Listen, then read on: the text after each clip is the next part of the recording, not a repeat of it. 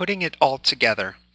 In this set of slides, I'm going to try and show you how we're trying to put together the material that we've been learning in the course in order to tackle some of the case studies. This is, strangely enough, the first of the series of online lectures that you're able to download from the internet, mainly because these are the first cases that I wanted to get you thinking about how to incorporate the material from different weeks together into a case. So you might want to look at these examples a couple of times in order to become comfortable with the intuitions that you'll be using to tackle not only future cases in the course, but also as you go back and relook at the cases that we've already discussed to try and apply some of the tools and techniques that I'm showing here in the next set of slides, as well as in the reintroduction to the course that you've probably already downloaded. So let's relook at the Georgia case that we looked at in lecture and hopefully you had a chance to look at on your spare time. As you remember, one of the readings was a assessment of Georgia's public expenditure and financial accountability framework. And the question on the syllabus was something to the effect of the Georgian public expenditure and financial accountability framework is good, full stop, discuss. And that was basically the entire assignment. And so it's up to you to try and figure out, well, what part of this report is more interesting to us than other parts? You'll remember we were talking about 3 ways of identifying the interesting part of any budgetary analysis or any analysis of financial statements.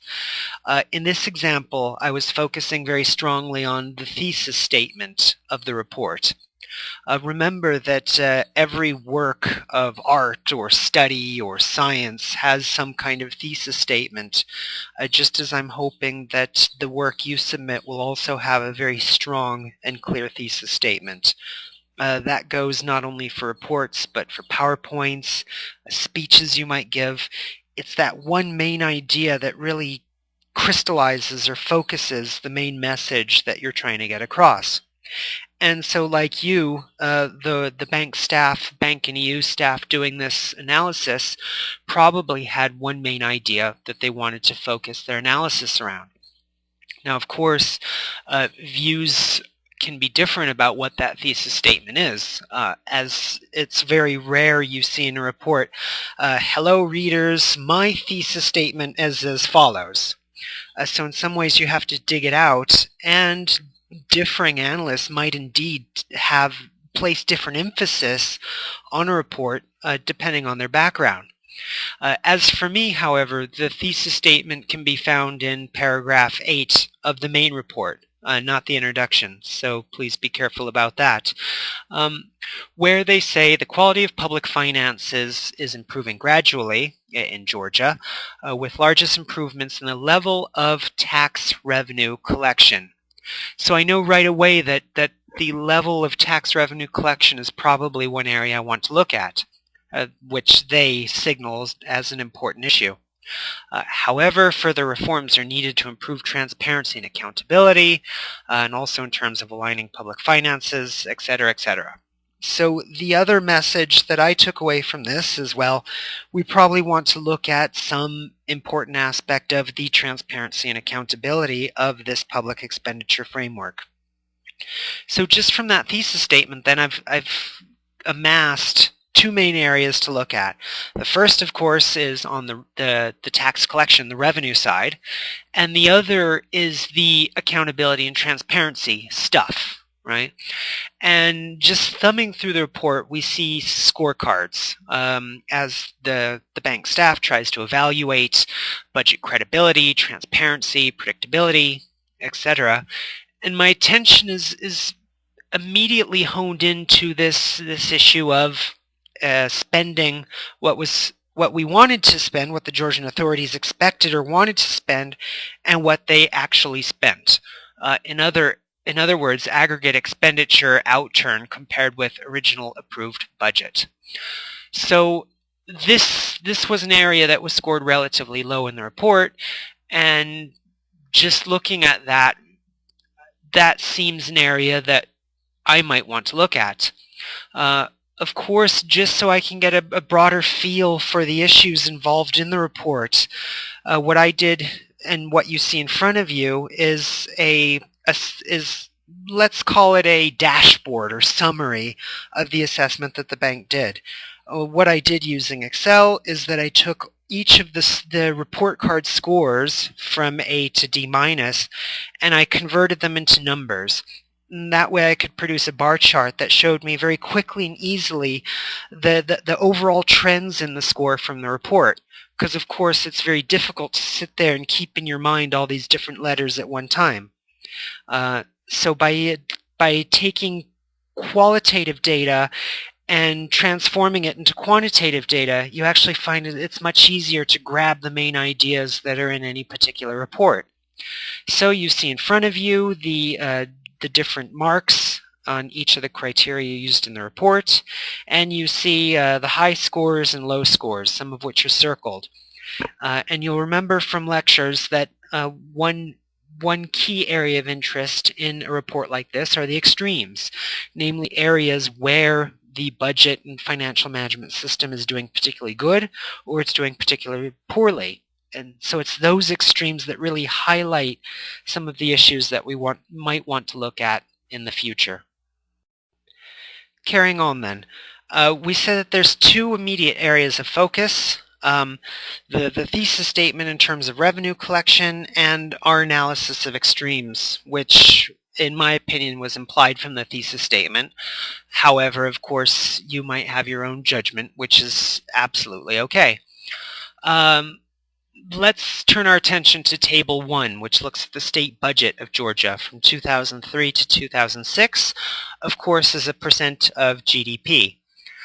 This tells us a little bit about the trends in revenue collection over that period. But remember, I was telling it's very difficult to look at an array of numbers and say, okay, well, that's the main implication of this array, this string, this collection of numbers.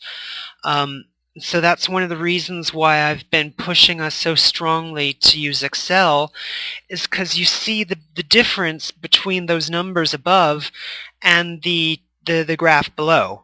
I mean, when we look at the graph below and trends in tax collection, in non-tax collection, etc., we can see very clearly not only how these levels relate to each other, but also the rate of change, or the growth, or what we were calling sometimes the marginal differences in revenue collection. Okay, so on the left you see how these levels were changing over time. And to the right of that graph, of course, I've shown rates of change, because it's, as we've been saying throughout the course, the rates of change or marginal change of any variable is much more interesting to us than the inframarginal levels. Remember our vocabulary. Inframarginal is the stock of revenue collection in the past. It's the accretion, if you will. It's the layering or bunching up over time of what we've collected in the past, compared with marginal changes, which only looks at that one extra step, that one additional unit.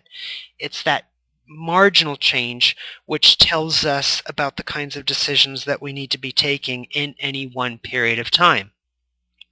So we've plotted the changes in revenue collection for the various categories given in the report, and we see this rather bizarre trend of capital revenue increasing and then decreasing very quickly over the period, as opposed to other types of revenue which decrease slightly and then increase slightly throughout the period.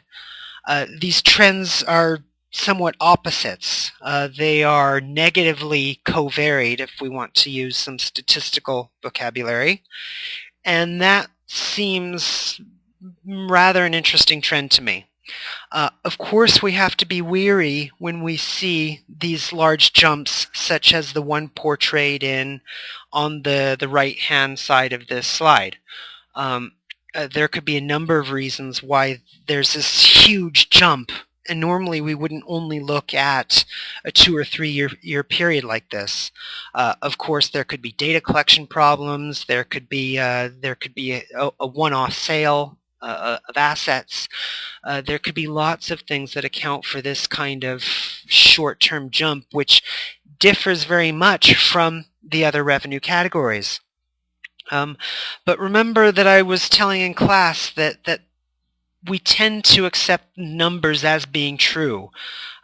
We take the numbers as given. It's almost like a football match. You have to take the ball where it lies. And I remember when I started working on data from Africa, of course the initial impression is to say, well, the data are all bad, we can't accept anything. But then it doesn't help us move forward with our analysis.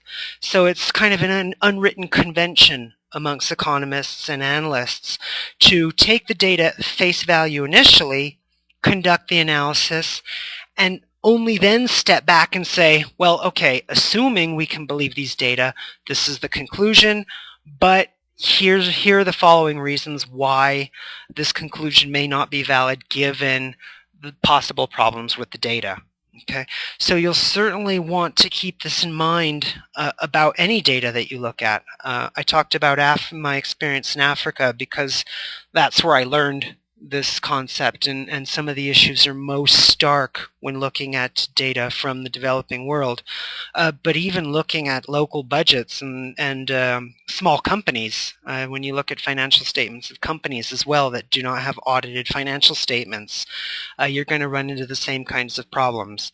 So hopefully you'll remember this piece of advice as you carry on forward in your careers. So we look at these rates of change.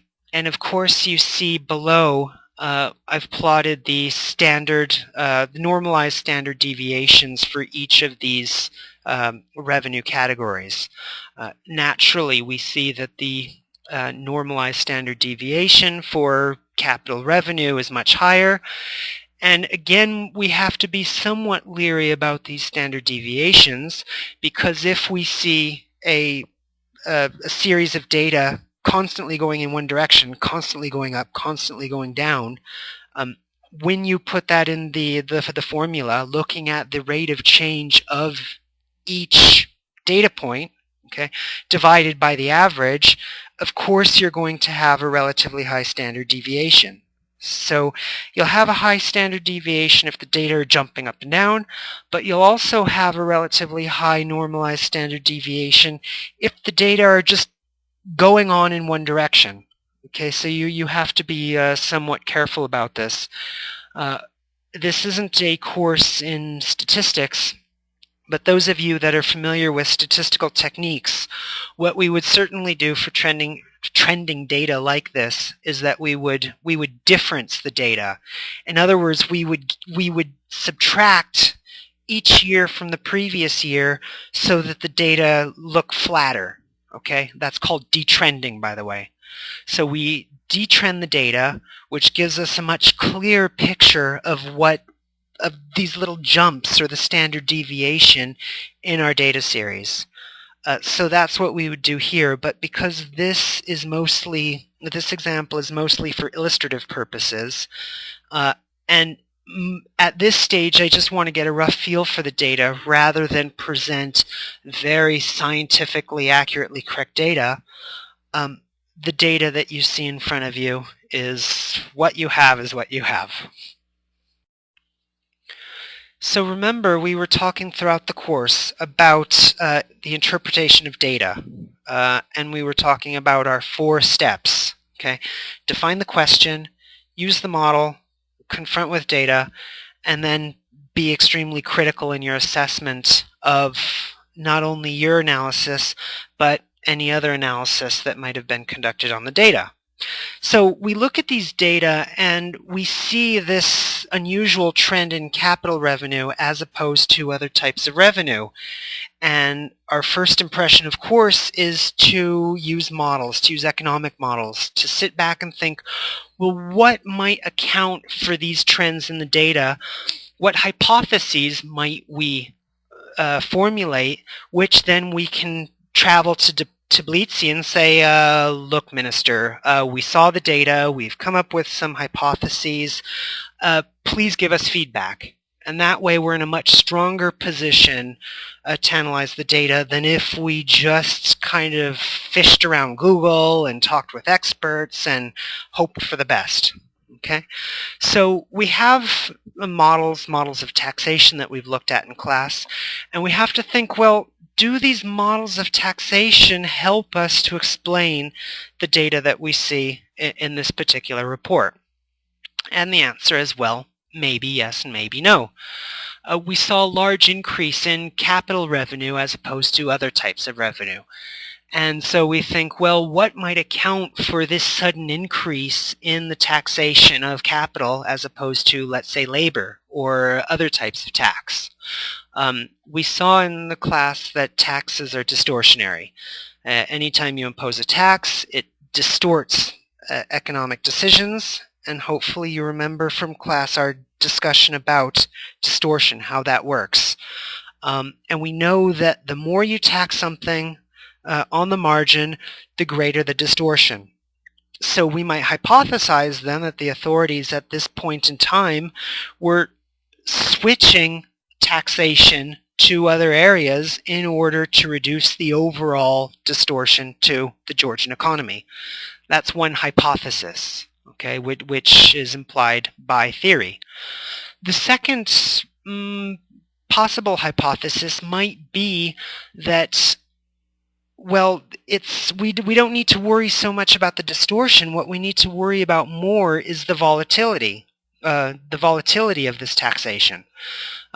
We have a certain level of taxation of labor, of capital, and so we take that as given, but then we see this large volatility in the collection of capital revenue. And so we worry much more about that volatility and its effect on distorting investment decisions than we worry about the distortionary effect in terms of reducing output and increasing overall prices. So we look at these data and we say, well, you know, taxes distort, that's troubling. We can think about the distortionary effects as a possible motivation for policymaking. But what's more interesting to me is the volatility, particularly in this one category of revenue collection, and what impacts that might have on future methods of taxation.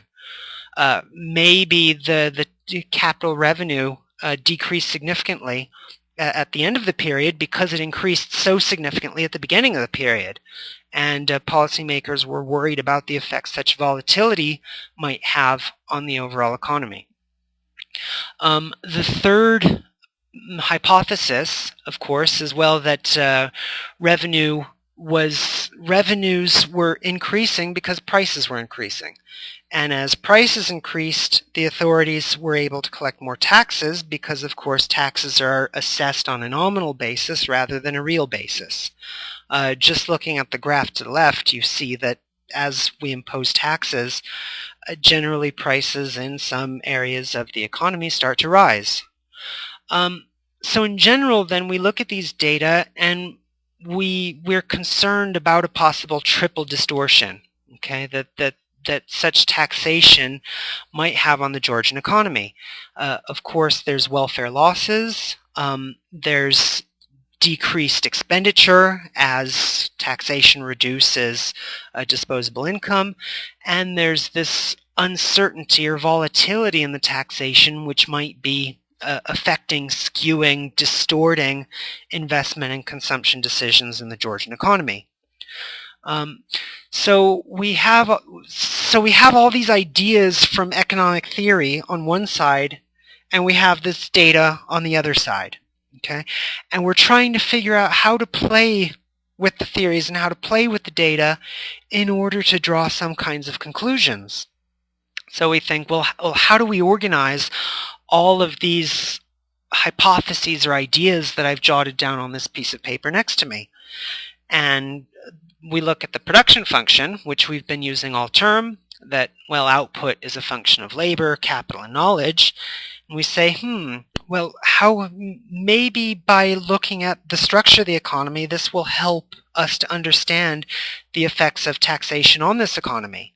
Okay, and we know that taxation can only affect basically two inputs: labor, capital, and of course, possibly the way that we innovate or gain knowledge. But let's not worry about that so much. Let's worry about labor and capital. Uh, we saw that the volatility in capital revenue, it was very high. That was the thing that drew our attention. And so, of course, we think, well, maybe something's happening to Georgian capital. Maybe something's happening within Georgian capital markets.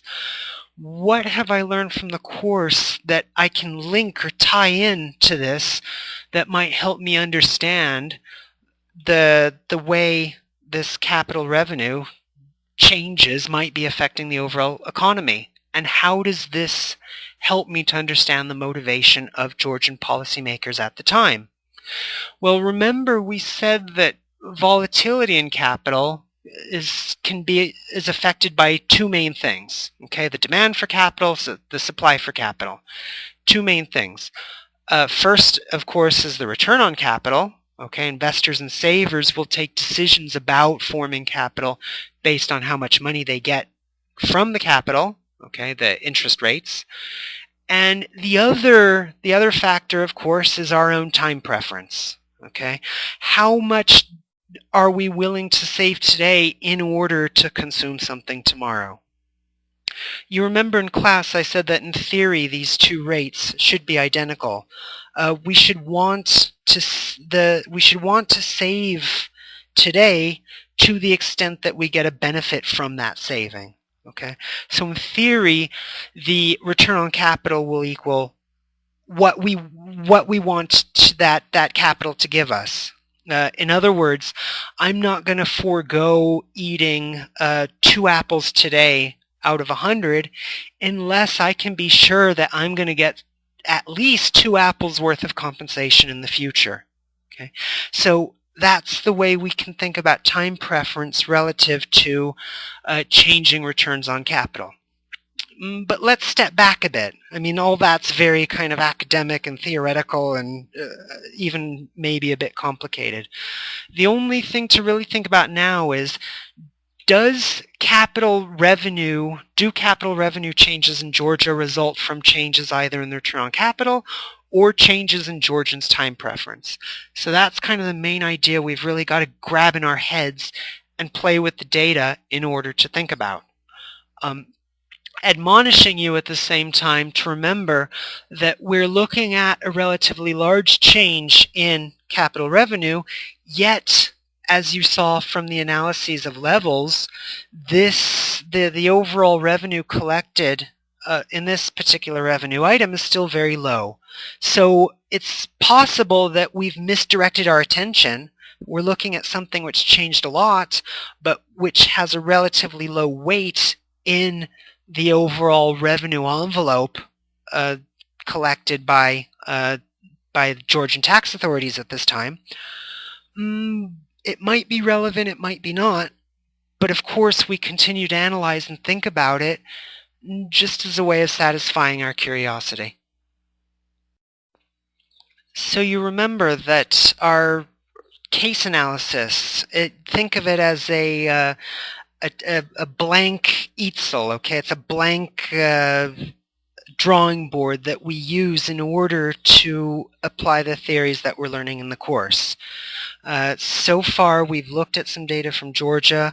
We've looked at what are no more than theoretical speculations right now, but through your speculating again and again, you're going to become more familiar with the theories. You're going to become more comfortable with them. As you apply them, you're going to say, well, I don't understand how that works, and maybe you'll Skype me and I'll give some friendly advice and it will become clear. Okay, so in the same way, when we look at this slide, we're thinking about the effects of the ISLM model in this very particular area of the budget. Okay, again, it's a bit of a stretch, I accept, that we're trying to use very macro level models on a very small revenue category, but it's this kind of playing with the models that I hope will help to develop your intuitions about how to apply the models in other cases. So we were looking at capital revenue.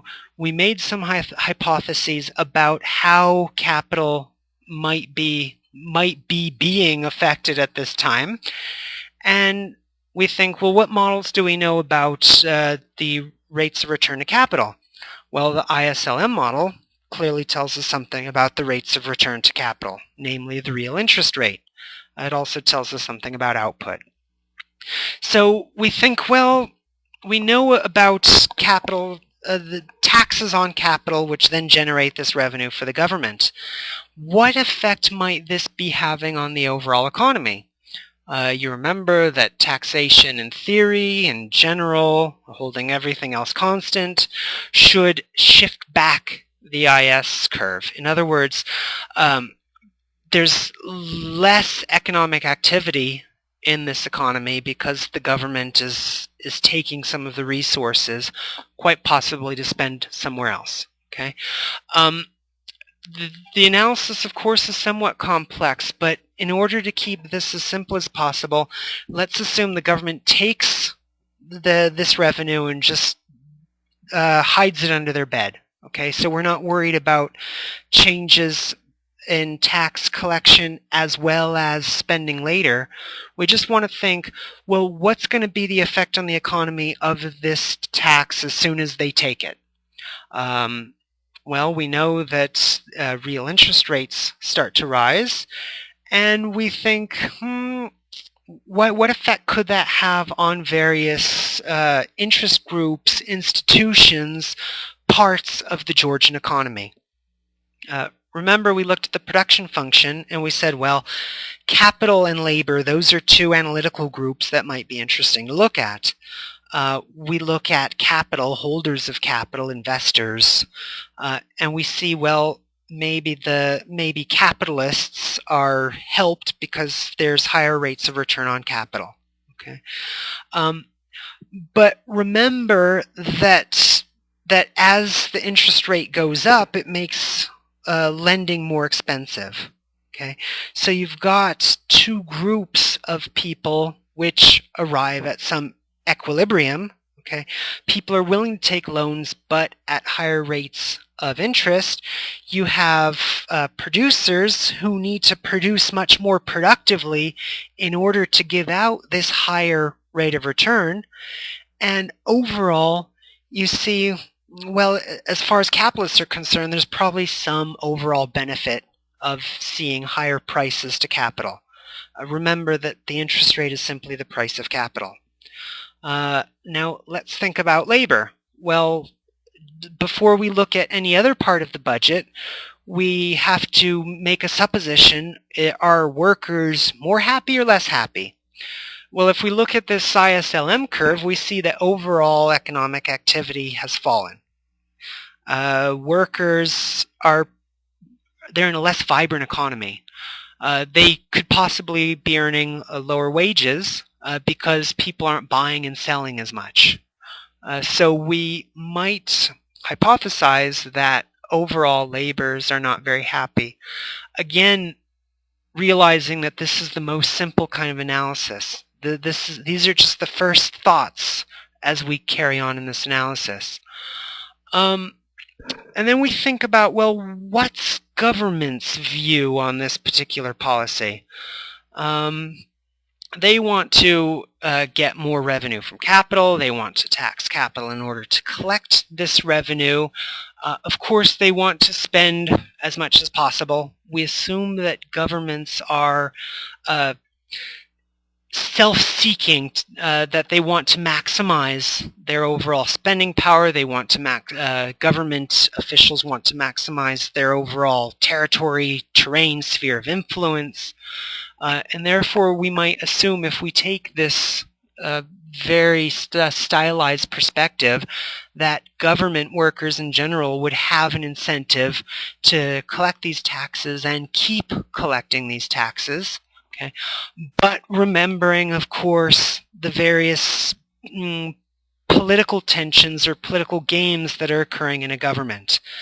We talked very briefly about some of the models presented by Drazen, which might suggest that this analysis is more complicated than just the evil government trying to take as many resources as possible. And so when we see this conflict or this game between different factions inside the government, we realize, well, that might be one of the reasons for this volatility. So we have a number of conjectures so far, none of which, of course, we would put down on paper, none of which we would present to anybody, but I want to show you the kind of stream of consciousness approach to analyzing these problems so that when you do it, you'll feel much more comfortable with this draft analysis that you're doing. So we continue with the case of increasing capital revenues in Georgia. We have a number of conjectures, and so of course our natural curiosity pushes us to dig a bit more deeply. And we look further at the table and we say, well, I wonder if there's a relationship between the amount of money that we're collecting on capital and the amount of money that we're spending on capital. In other words, are we trying to get money from this particular area of the economy so that we can spend exactly on the similar types of goods and assets, or are we using this money for something else? So, of course, we draw a graph. Pictures tell us 1,000 words.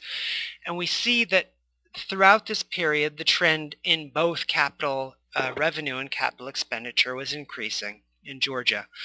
Of course, we can't prove it, but we look at this correlation and we say, well, maybe they were collecting this revenue in order to increase capital investment. Of course, we can't be sure, but looking at the data, that's one possible hypothesis. So given these data, our natural curiosity leads us to look at the types of investments that the Georgian authorities were engaging in at the time. And again, a chart is worth 1,000 words.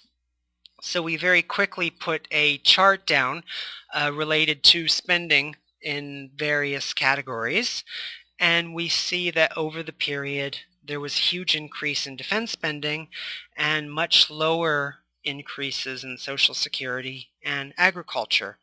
So we see this increase in revenue, we see an increase in overall expenditure, and that leads us to question, well, what exactly was the Georgian government spending at the time? We looked at the various expenditure categories, and we see the graph that you basically see below, suggesting particular budget priorities for the Georgian government at the time, which of course leads me to hypothesize about a government strategy in the upcoming slides. But for now, the main message I think to take away from the graph on the bottom is that, look, we see increased spending in some categories, we see decreased spending in some categories. This tells us something about government priorities. This tells us something about the value to Georgians during that time period of having extra tanks versus having more teachers, of having more hospitals as opposed to having more museums. Okay? So the data to this extent speak much more loudly than all possible political pronouncements, which of course will be of extreme interest to those of you who are political scientists and international relations experts. So let's see if we can tie all this together. As you saw in the previous slides, we looked at the rates of change in revenue collection in particular categories, particularly the rate of change of capital revenue attracted our attention the most. And we saw that overall increases in expenditure translated to changes in various expenditure categories. Defense and education are two prime examples. And we had to assume or hypothesize that overall spending in defense, increases in defense, probably translated to increases in capital expenditure in defense. And we made that assumption because we saw increasing trends both on the capital revenue side and the capital expenditure side. The report doesn't give a breakdown analysis of changes in capital expenditure over the period. Therefore, we have to be very clear and say, look, we don't have data about capital expenditure in various categories, but we do have data about overall expenditure in various categories. And if we assume this correlation between capital revenue and capital expenditure holds, then we can therefore deduce that these rates of change in defense, education, health, in part translate to changes in capital expenditure. Okay, it could be completely false, but that's not really the purpose of this exercise. Of course, if you were doing this exercise for money professionally, you would dig much more deeply than we are here. You would go and collect the relevant data. But because we are only working from this one document, we have to make certain assumptions, certain suppositions. And as long as you're clear about those suppositions, then it's quite okay. The analysis has been done logically, and you've had plenty of chance to use the various models that you've been picking up in the course. So we look at these, again, we look at these data and we think, well, what do these changes in expenditure tell us? From the last slide, you remember we said, well, they represent Georgians' revealed preferences for consuming defense services, goods and services, as opposed to educational goods and services. Okay, so that's part of the story. And then we think, well, if there are changes in government expenditure in each of these areas, what is probably happening to the rates of return in Georgian society for each of these types of activities? Let's take education, because it's much less controversial than defense at this time.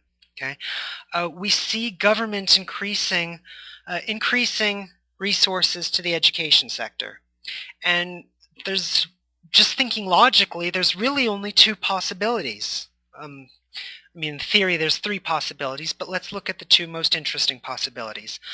Either returns to education at this time are increasing, and that's the reason why they spent more money, or returns to education at the time are decreasing, and that's why they spent more money.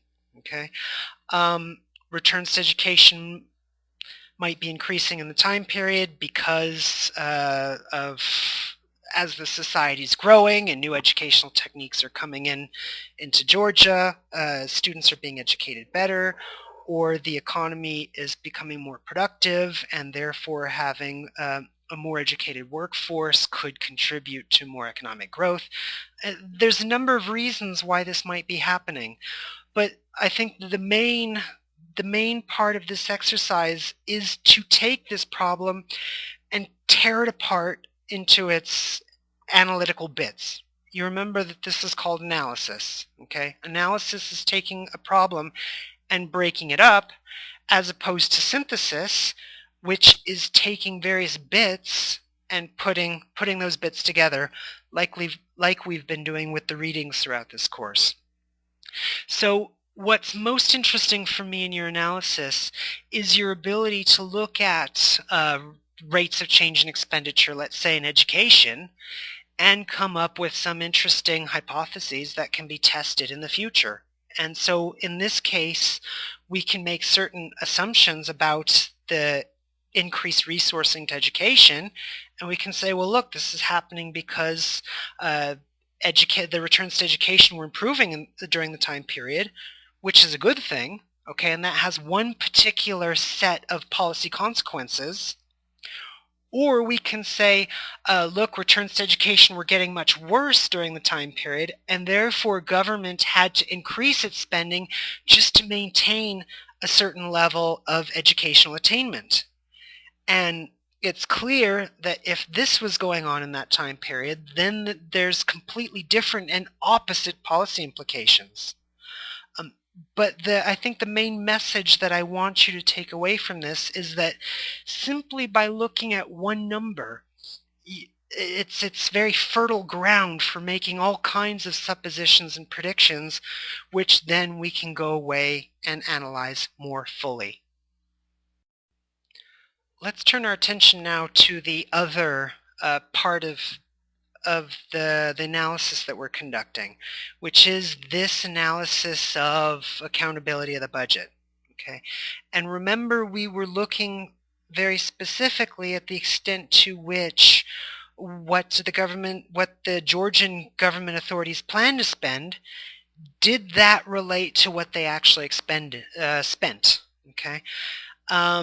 You see on the slide in front of you, again, the scores, just to remind us why we're doing this part of the exercise. And below that, you see a couple of analyses. These charts were very quick to make in Excel. It took about 45 seconds to make each chart. And in my opinion, it tells us a world of things about the way the Georgian government planned its expenditure at that time, and as opposed to actually executed this expenditure. You see in the chart roughly in the middle what I've labeled excess tax collection in Georgia. And what that means is the amount of revenue collected by the Ministry of Finance relative to what it predicted or said it would collect during that same time period. And of course, differences are very interesting to us, and we see that that excess tax collection was roughly the same between 2004 and 2005, but then there was a much larger diversion in such excess collection between non-tax revenue, tax revenue, and capital revenue between 2005 and 2006. So we can deduce that something probably happened between 2005 and 2006. Of course, we can't know what only by looking at these data, but we do know that somehow non-tax revenue collection went out into the various Georgian cities and they collected much more than they thought they would. Whereas in these tax assessors went out to assess taxes on capital, and they collected much less than they thought they would relative to this non-tax revenue. And so that, of course, leads us to a number of suppositions that are the models we've been learning in this course can help us think through. Let's look at the other chart on this slide, which is excess expenditure from the highest to the lowest categories. So what this shows is the amount of money Georgian authorities were expecting to spend on defense, on Georgian Science Academy, state security, as opposed to what they planned on spending. And what we see is that there were huge increases in defense.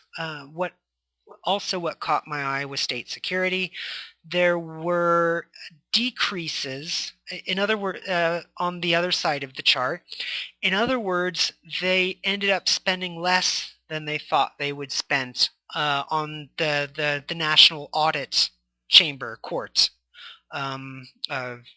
Supreme Audit Institution, and of course the other categories that you see there. So these two graphs together, they tell me something kind of interesting.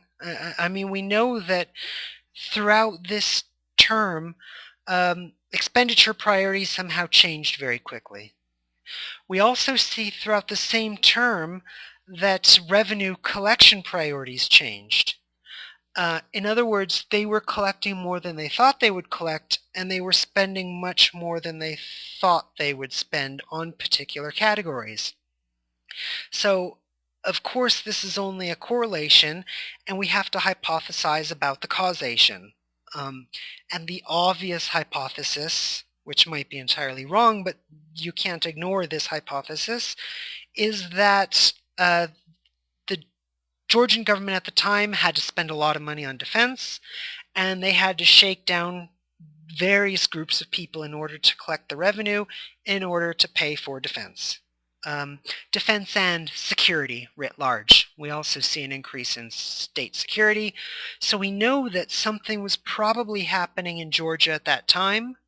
We don't know what, because maybe we're not Georgian specialists, but we do know that there was some serious concern in Georgia at the time for its exterior defense as well as interior defense, and we know that it probably had to shake down different groups of people more than they thought they would in order to collect the resources to pay for these expenditure categories. So that's one possible hypothesis about the data that we see in front of us. So in some ways, this slide simply summarizes the story that we've been piecing together over the previous slides. Almost in a kind of Umberto Eco style of data analysis, we've been trying to fit a story onto data, which of course is very perilous because our story might not correspond to the very simplistic analysis of the data that we've done so far. But remember that it's our job to try and interpret and form hypotheses and then go and test these hypotheses. So what's the story from the Georgian budget so far? It's possible that the Georgian government was paying for defense at this time, paying rather excessively, particularly compared to what it planned to pay at that time. And we can deduce that it was possibly robbing from 2 Peters to pay Paul. Now, what do I mean by that? Paul in this case is defense. First of all, it was probably taking resources from other agencies. Remember, we saw that certain agencies were spending less than was anticipated, and we saw a correlating increase in expenditure in defense. Of course, we can't prove it, and it's something that we have to investigate more fully, but it could be that the increase in the resources to pay for defense goods and services was provided by reducing expenditure in other categories. Okay, that's one possibility. The other possibility, of course, is that we were hitting up store owners and investors and other segments of the society more than we were expecting to in order to collect the revenues to pay for defense. Okay, that's another possibility. Of course, keeping in mind that other options are during this period that Georgia was increasing its debt burden, and of course remembering that when we're drawing resources from the private sector, that could possibly reduce overall investment and therefore growth in the future. Okay, so those are all suppositions that have been given to us by the theory that we've been learning over the term. But they're, if not useful suppositions, they're at least interesting suppositions, which help us to play a bit more with the models and with the material that we've been learning throughout the course. Now the question is, well, we have all of this, these models, and we have some of this data. How do I fit in all of the reading that I've been doing throughout the term? Roughly each week I've had to read about 40 or 50 pages from the syllabus, and it's very difficult for me to see how a discussion of fiscal administration given by Mike Sell for the US, how that relates to Georgia. And of course there's 2 ways to read the material in the course: the right way and the wrong way. Now the wrong way is to open the book on page 2 and that's so interesting, yes, and then turn to page 3 and take notes on what's being said, and then turn to page 4. You're going to lose all your time if you do this. Instead, the better approach is to try and look at the Georgia case and then use this process of synthesis that I was talking about earlier. Remember, synthesis is taking different pieces of a problem and trying to put them together. So let's go through now, using the textbook, an exercise in synthesis to try and see how we can use some of the material from the textbook in order to provide us insights on the Georgia case study. So I open the textbook and I'm looking basically at the chapter headings and the chapter subheadings, trying to find material that might help me to understand some of the trends I'm seeing in the Georgia case study. So I look at chapter 2, the logic of the budget process, and I'm looking, and I see something about the budget cycle. And so naturally I'm letting my questions, my curiosity guide my analysis. And I'm wondering, well, is there something about the budget cycle that might explain the budget's performance in terms of this large difference between what they expected to spend and what they actually spent? And so then we turn past page 51 in the textbook and we read a little bit about the budget cycle, and then we realize, well, they probably plan at least 1 year or more into the future. And any change that's happening at the time won't be reflected in the budget until later. And if that change is big enough, then we would expect a very large difference between the amount that we expected to spend and the amount that we actually did spend. So we say, okay, I see how that works in the US. I see by analogy how that might work in Georgia. We carry on down this section and we look at this, we see on page 67 something about legislative consideration. And so maybe we open the textbook and we see, oh, well, a bunch of members of Congress, in the case of the US, they have to look at these numbers and then agree to them or change them or do whatever it is that members of a legislative body do. And we say, well, how does that affect the Georgian budget? And we arrive at the very obvious conclusion that, well, the budget's a very politicized document, and maybe they couldn't get agreement to spend everything they wanted to spend on everything because interests inside this legislative body are so diverse. Okay, that's entirely valid conclusion, and of course it's the most simplistic one. And so then we stop and we scratch our head a little bit and we think, well, okay, fair enough, but why didn't the members of parliament just simply vote for a higher budget? I mean, maybe they knew something was going to happen vis-a-vis another country. We don't know what country that is because we're not Georgian experts. But we can suppose that they probably knew something was coming.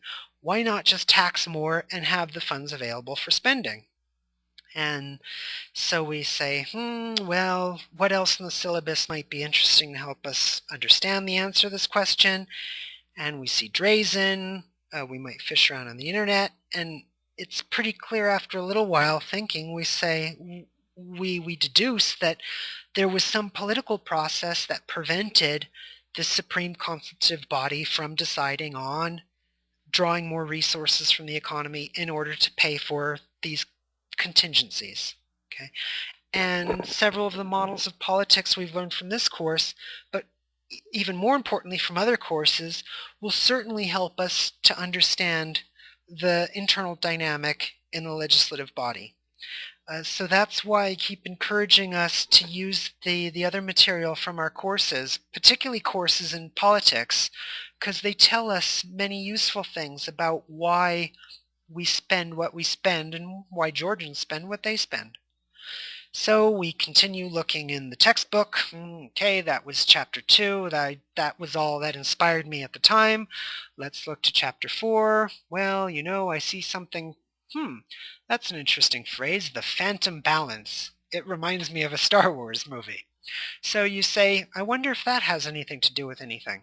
So you open the textbook, you flip to this phantom balance, and you see that it's a description of a parliament or Congress's incentive to make expenditure look like it's balancing out with revenue collection, even though it doesn't. Okay, we need to spend lots of money on something, but we have this very real political constraint that we have to look like we're acting prudently, that we're voting prudently on a prudent budget. So what do? Well, we show a budget that looks like it's relatively well balanced, that it's relatively conservative, but yet we spend on things that need to be spent on. And we think, okay, well, I understand how that works in the US. Does that apply to the Georgian case? And the answer is, well, they said they were going to spend this amount of money. They ended up spending much more on something. Might this whole phantom balance explanation have any power in helping us understand what was going on in the Georgian parliament at the time? And the answer is, well, quite possibly. At least it gives us a useful hypothesis from which we can then proceed as we collect more data. Okay. Particularly as you start out in the subject, you might find it useful to go section by section through the textbook, through the various readings, and just look for things that might be useful, if not interesting. Because the last thing you want to do is get so bored that you close everything and that you don't learn. So one of the main purposes of teaching in this way is to keep your motivation relatively up, particularly for a subject that many consider very dry. So you'll go through the cases first, you'll look at the data, you'll come up with interesting questions, at least interesting to you, and hopefully other people. Then on the same desk, you'll flip open the textbook or the readings, and you'll just go down and say, well, I wonder if I can use my synthetic thinking skills to link this one idea from the reading to the case that I'm looking at the time. Now remember that your skimming or your search for useful material to help you in the case study, it's not going to be just random, or you're not just going to go down from chapter to chapter. Of course, you're going to be scanning for things that you think might be more useful to you for the particular case that you're looking at. So throughout this series of slides, we've been looking at capital revenue in Georgia, and we've made particular assumptions about the way that might affect capital expenditure. We look at the textbook and we think, well, the case is about capital stuff, okay, because maybe I'm not so far advanced in the topic yet that I know where everything fits in. But you know that you've been talking a bit about capital, and as you flip through the textbook, you see this chapter 6 that talks about capital budgeting. Budgeting, maybe you don't know exactly what that is now, but you do see this word capital, and you know, well, budgeting, that probably has to do with budget. That might be useful to me. So you flip open the book and you look at how the U.S. government does capital budgeting, how it allocates resources in order to maintain and improve the capital stock, okay, for various public goods and services that various government agencies are providing. And it could even be that you found this chapter 6 before we formally came to it on the syllabus. That's absolutely fine. The syllabus is not, it's a guide. It's not like a roller coaster. It's not a track that you have to follow religiously. So you open chapter 6, you see some of these concepts related to the time value of money, how to do cost-benefit analysis, and you might play with those ideas a little bit in the Georgia case. Of course, you've not mastered the entire chapter, but more importantly, you've had a first look at some concepts that take years to master. Time value of money. I remember when I was studying this topic, during the first lecture, okay, I understood passively what the professor was telling me, but it actually took me years to internalize this concept so that I could just apply it without thinking. So in the same way, you're getting a first familiarity, or in many cases a second or third familiarity with this concept that you will continue to use throughout the course and hopefully throughout your life. Let us move now from the Eurasian continent to North America, as we move from the Georgia case study to the case study of the U.S. budget. You remember from the syllabus that the questions about the U.S. budget were just as vague as all the other questions. The U.S. budget is good. Discuss. Because as you see from the popular discourse, that's exactly the kinds of questions that these various think tank analysts are answering. Basically, they receive the budget and they have to write something. And so they're answering the question, well, is the budget good or bad?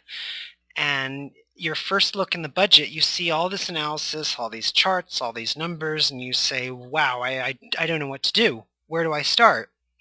And you remember from the course, well, there's three ways to start.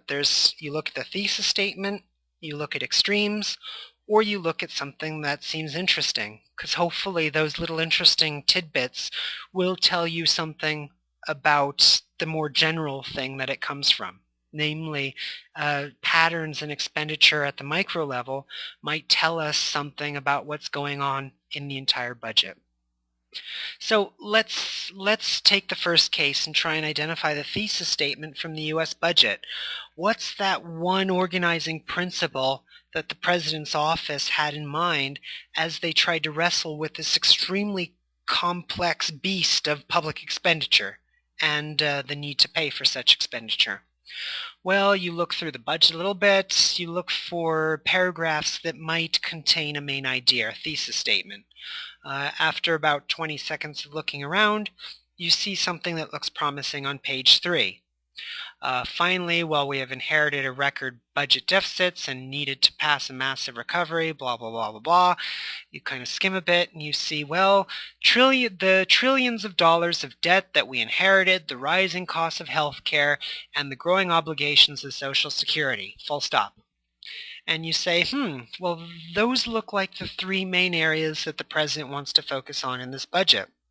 I wonder if that tells us something interesting. Now, you might have misidentified the thesis statement at this point. That's not very concerning to us right now, because as you continue with your natural curiosity, if these three areas don't look like the main idea of this budget, you'll see it soon enough, and then you'll go back and try and identify the quote-unquote real thesis statement. But for now, this is the thesis statement that you found, that you've hypothesized about, and your natural curiosity will lead you to look a bit more at these three spending areas.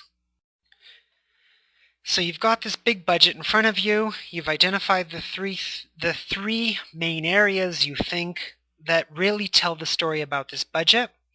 And you flip through the table of contents and you see spending by various departments. Okay, you found the three departments: a Department of Health and Human Services, Department of the Treasury, which probably deals with debt issues, and Social Security Administration. Now you flip open the debt and you only see one table that is shown on this slide from the Department of Treasury, and it shows roughly discretionary budget authority of the overall department in billions of dollars. And you kind of cock your head a bit and you say, well, that doesn't look very interesting to me, which you wouldn't expect it would anyway. And you see lots and lots of text. And you look at the text and you say, wow, this is kind of boring. I wonder what I do now. And even, how do I know that this text is correct? Maybe they're telling me something that's not true.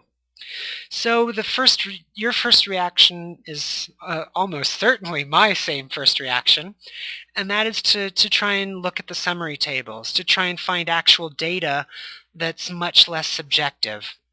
So you go to the bottom of the list and you see something that looks like summary tables, charts, and you say, well, that's probably what I want to look at.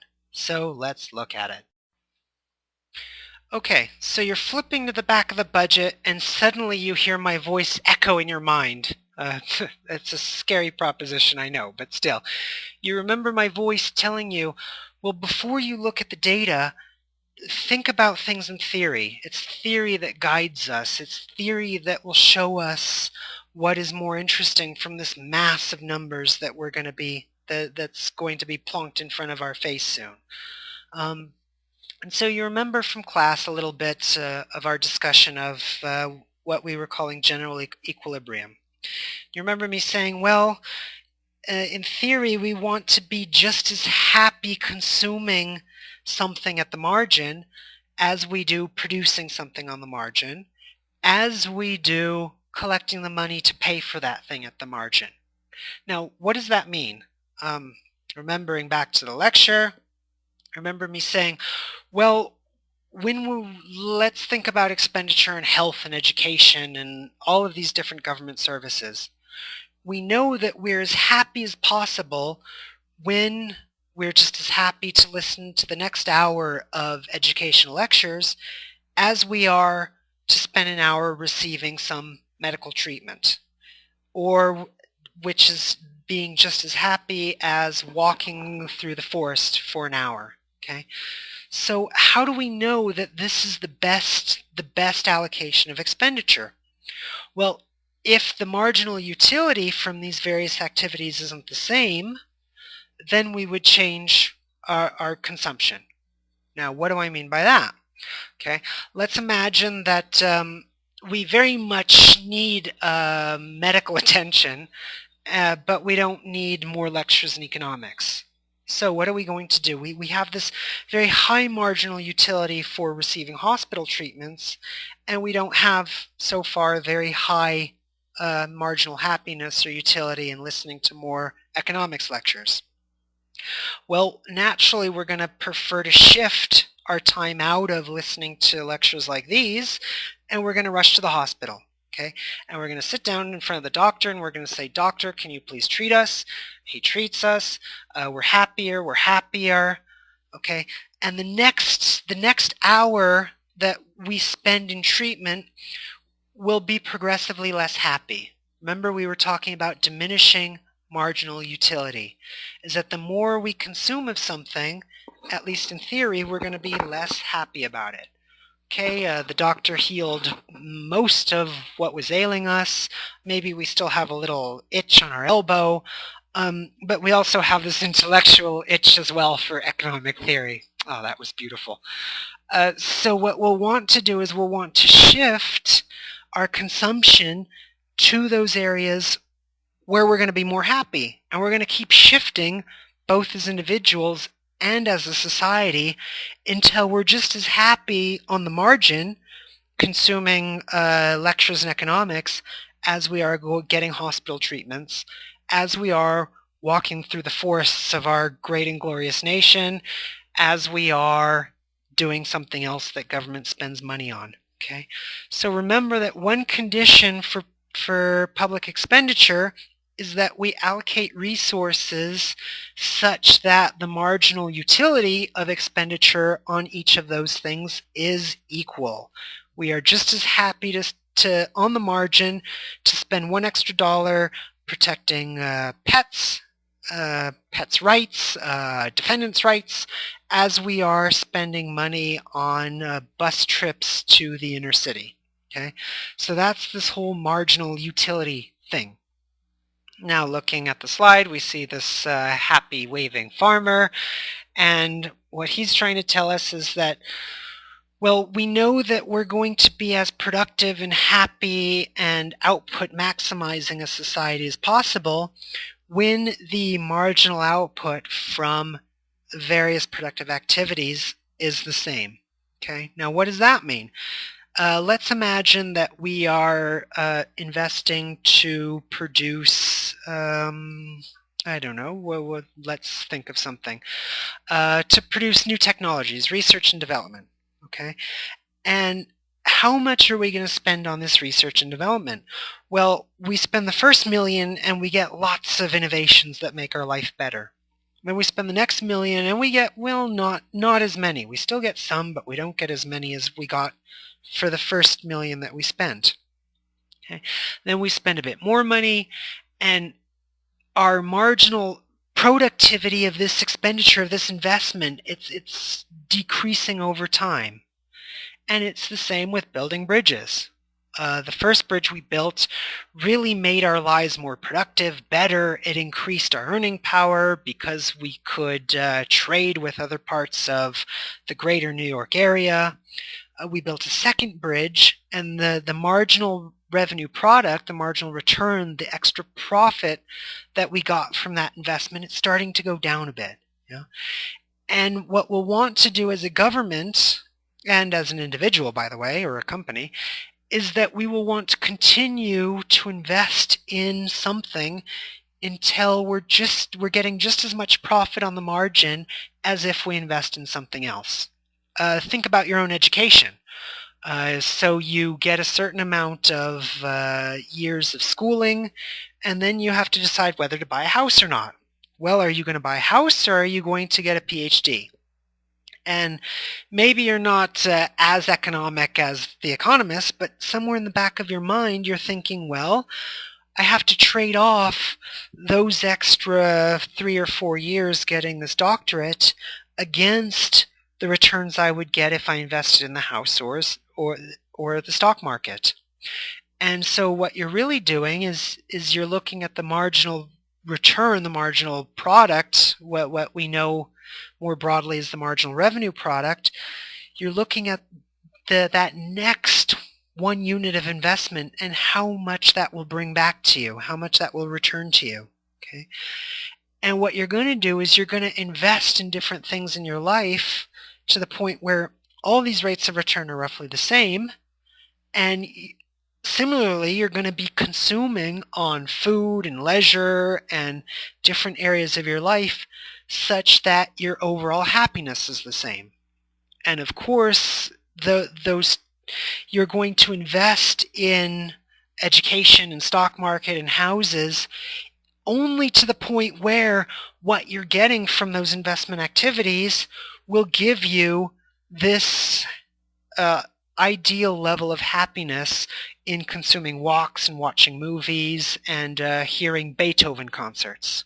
Okay, so that the marginal revenue you're getting from your various investments and productive activities will be equaling the amount of happiness, the marginal utility you're getting from various types of consumption.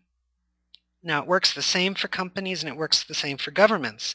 So the government, in theory, is going to invest in all kinds of productive things in each category only to the point where it gets a particular marginal utility. Welfare in general is maximized for the society that it's serving, at least in theory. And we'll discuss lots of reasons why that's not true throughout the course. Now we think about the level of taxation in this economy. I mean, that's what we're really interested in here. And we think, well, how much should we tax people in order to get this perfect level of happiness and this perfect level of productivity? And the answer, of course, is that the amount of money we take from people has to be exactly equal to the benefit that we're giving to people. Let's think about a concrete example. Okay, the government wants to tax.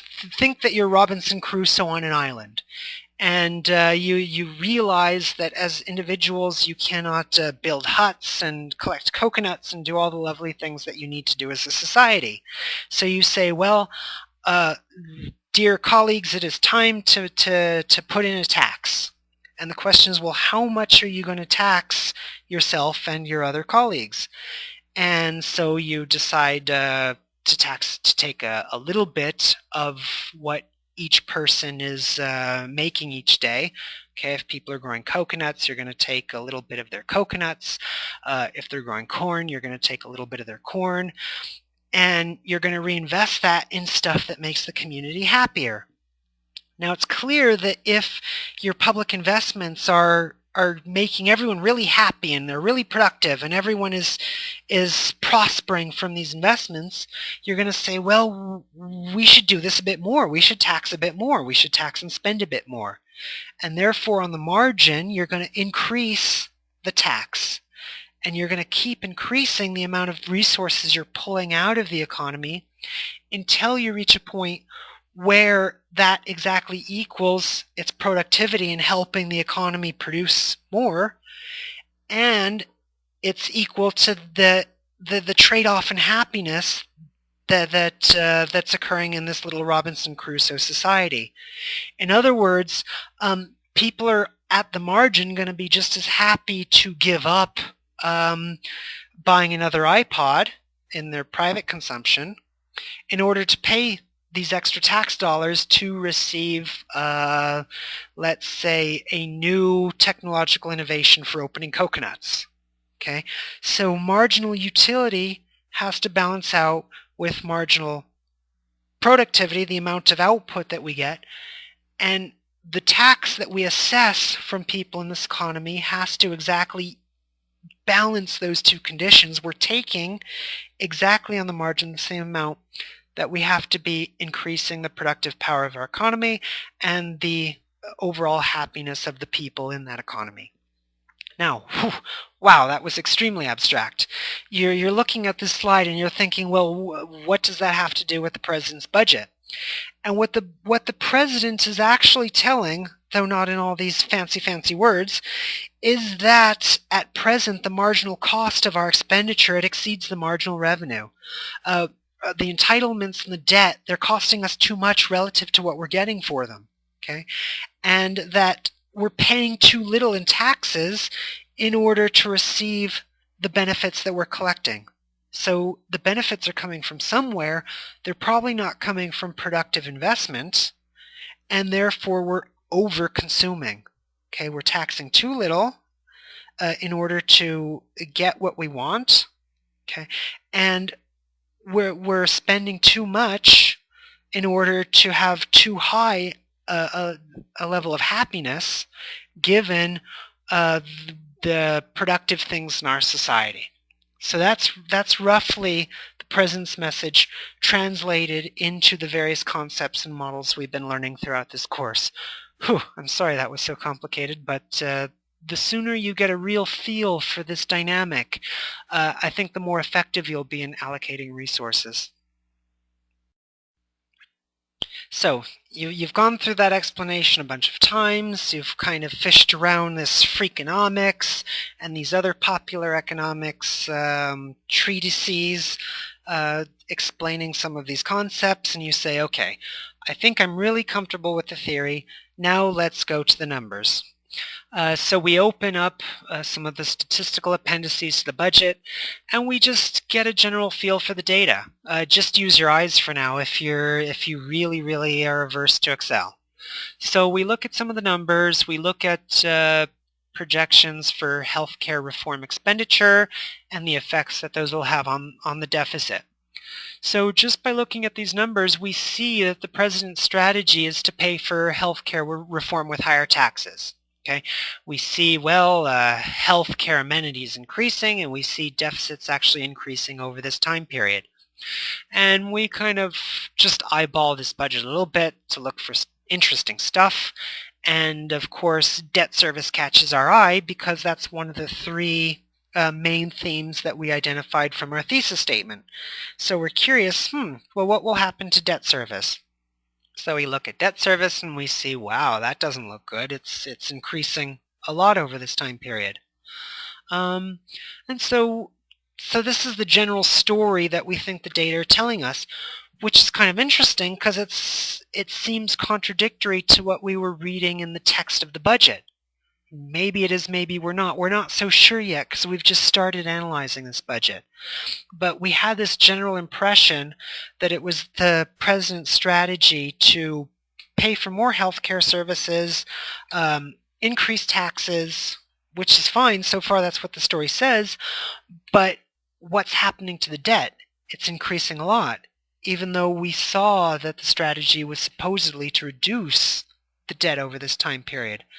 So we're thinking, well, something's not quite right here. Maybe we flip around the budget. We say, well, we want to increase healthcare entitlements. What's the president's glorious plan for other types of entitlements? We see this Department of Veterans Affairs. That's the thing that we flipped to, just mostly by accident. We were looking for entitlements, just looking for trends in data right now. And we see, well, Department of Veteran Affairs looks like they're expecting an increase in expenditure, at least in the near future. And we sit back and we say, okay, the strategies, higher taxes, higher debt, more health care. But it looks like what we're actually trying to do is we're trying to substitute various types of entitlements. We're trying to increase veterans affairs. We're going to have to draw resources away from somewhere, from the future, but it looks like overall the strategy is to increase entitlements overall. So that's our working hypothesis so far. So we've looked at some data. We've had a bit of a think through some of the theories that we've learned in this course, and we have a couple of hypotheses. But of course, we're trying to use the cases in order to consolidate our understanding of the models and of the readings in the course. So we grab the textbook, we flip it open, and we look around to see if there's something that might help us understand this huge US budget document and the trends that we've identified so far. Okay, so we open the textbook and we're relatively new to this whole budgeting thing. We don't know exactly how a budget's laid out. There's some funny jargon that we're not used to, and we think, well, how can I understand what this budget document's actually telling me? So you go through the textbook and you read about how a budget's organized, how various types of revenue and expenditure are classified, and you look at the budget again and you say, okay, it all seems a bit clearer to me now how they made the budget, what discretionary expenditure is, etc. And so, of course, then you go through the textbook and you look for things that are interesting. You remember that we were talking a bit about performance-based budgets. You look at the section on performance-based, results-based budgeting. You look at the other side of your desk at the budget. You look back at this description of performance-based budgeting, and then you say, well, this is kind of strange, I mean, we have this budget document, but I can't really see this whole results-oriented approach. I mean, yeah, it's true. In the chapters, there's these very broad, abstract descriptions, making America better and improving productivity. But from what I read from the textbook, there's a very tight kind of link between, look, we want to spend money on this, and this is what we're going to get. You open the federal budget, and you see something rather different. And so, of course, this leads you to start thinking, well, why is that? I mean, it's not that the people who made the U.S. budget didn't read the text Mike Sell's book on fiscal administration. There's probably something else going on here. Okay, that's one thing that you think. The other thing that you think is that, well, okay, let's assume this is a performance-based budget, because it's probably true the government has policy objectives. What are the targets for the expenditure that I was looking at so far? Okay, what are the targets for debt reduction? Why do we want to engage in such debt reduction? And we think we step back a little bit because we're critical scholars. We're not just bureaucrats. And we think, okay, well, we want to reduce the debt. One of the president's goals is to reduce the debt and increase amenity from healthcare services. So we think, well, maybe we have to reduce expenditure a little bit on public services today, but why are we doing that? And the answer might just be, it's a false economy. Maybe we're reducing expenditure today so that we have to spend much more in the future. I mean, maybe the optimal goal isn't to reduce expenditure so much now. It's to use this other strategy and try and grow our way out, at least in part, of the large deficit spending that we're seeing at the time these recordings were made. So we think, well, okay, we want to substitute out of some services into other services. It's clear we're going to have to pay for more healthcare later. We have aging populations. We have very expensive diseases. I mean, as we go up the hierarchy of technical progress, the diseases that we're able to treat, they're going to become more expensive, more complicated. And so it could be that we're substituting out of doctors today in order to substitute into doctors tomorrow. That's one possibility. I mean, the other possibility is that you say, okay, well, maybe this expenditure stuff has something to do with effectiveness rather than efficiency. I mean, maybe we are trying to spend more efficiently when what we should be worrying about is getting more cure for every dollar the budget spends. So the strategy then isn't to try and spend resources more economically, but to spend them more productively. So you see, from just this very basic overview glance of the budget, we've already identified a bunch of key issues. We've identified some pretty fancy economics theory stuff that we can evaluate numbers against. We've also had a chance to look at some of the readings and use that as a sounding board for trying to interpolate or question the case and try and really grab some of the main possible conclusions from the very limited data that we've seen so far. So we've had a first look at some of the main themes of the US budget, and remember I said that it's your natural curiosity that's going to pull you forward in your analysis of the case. So we've seen a trend in healthcare spending in the US budget, and of course you're curious about this. You say, well, I see this trend in healthcare expenditure. Do I believe these trends? Because remember, question everything. We're very critical throughout this course. One of the main areas of really understanding a budget is almost like a police station. You know, you really question the heck out of it. So your natural curiosity leads you to look a bit more at some of the outlays projected in healthcare. You see on this slide some of the Congressional Budget Office estimates of the President's budget, and you say, well, what does that tell me? You look at the numbers and you say, wow, that's kind of numbery. It's very difficult for me to absorb all these numbers. So you spend 5 minutes typing numbers into Excel, and you produce these brilliant charts. And that's why, again, I've been admonishing us to spend a little bit of time learning Excel, because you see that the graph on the bottom is just so much easier to read and interpret than the numbers on the top of the slide. So we look at trends in discretionary spending, and we see, well, discretionary spending is programmed to decrease a little bit until roughly 2012, and then increase ever so slightly. We have this curious trend in off-budget revenue, and you make a note to yourself, well, what does off-budget mean? And then you decide that you'll look that up in the textbook a little bit later, and if you're still not satisfied by that answer, either you'll Google around a bit, or you'll drop me a Skype message and say, well, you know, I saw this off-budget thing, I wonder what that's about. And we'd have an interesting mentoring session that hopefully was useful to you somehow, and will certainly be interesting to me. So anyway, you see these trends in the data, and you see this estimate of healthcare costs expanding from $6 billion to roughly $100 billion over the time projected by the numbers shown. And you think to yourself, well, does this $100 billion seem very realistic? These are Congressional Budget Office numbers, and my initial reading of this report is that they want to portray gloom and doom. I don't know why. I don't know that there's a Republican or Democratic Congress. I'm out of this whole situation.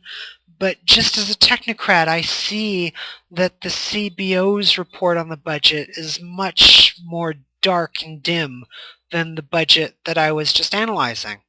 So I'm trying to think, well, how realistic is this funny report that I'm looking at? And I see this number of about $100 billion, and immediately I'm very skeptical. And when I was producing these slides, on the bottom of the slide, I initially typed 100 billion. That really looks too big. Okay, and so that was my hypothesis. To me, $100 billion looks like a lot of money. And I use the techniques that we've been learning from the class, because of course I don't just go with the first thing that I think. I do a little bit of analysis to make sure that my gut reaction is right. And so I think about the size of the American population, I think about the percent of the population that might require health care, and I think about the average cost of that health care. And what I found is that actually just this very, very rudimentary estimate was pretty close to what the CBO analyst came up with. And so I had to erase the first line that I wrote, 100 billion looks ridiculous, and I typed even back of envelope gets close to CBO's estimate. Okay, so throughout the course, we've been having this debate, this struggle about these estimates based on very coarse assumptions. And I think that as you keep doing this work, you'll find that your assumptions are pretty close to the actual data that you're coming up with in various government reports. So I would encourage you to keep practicing your skills about assessing the costs and benefits of particular programs, only using theory and only using the tools that you've gleaned from the course. So we've looked at some of the tools that we've learned from the course: market sizing, assessing whether budget estimates are realistic or not, and we realize, well, that's just part of what we learned in the course.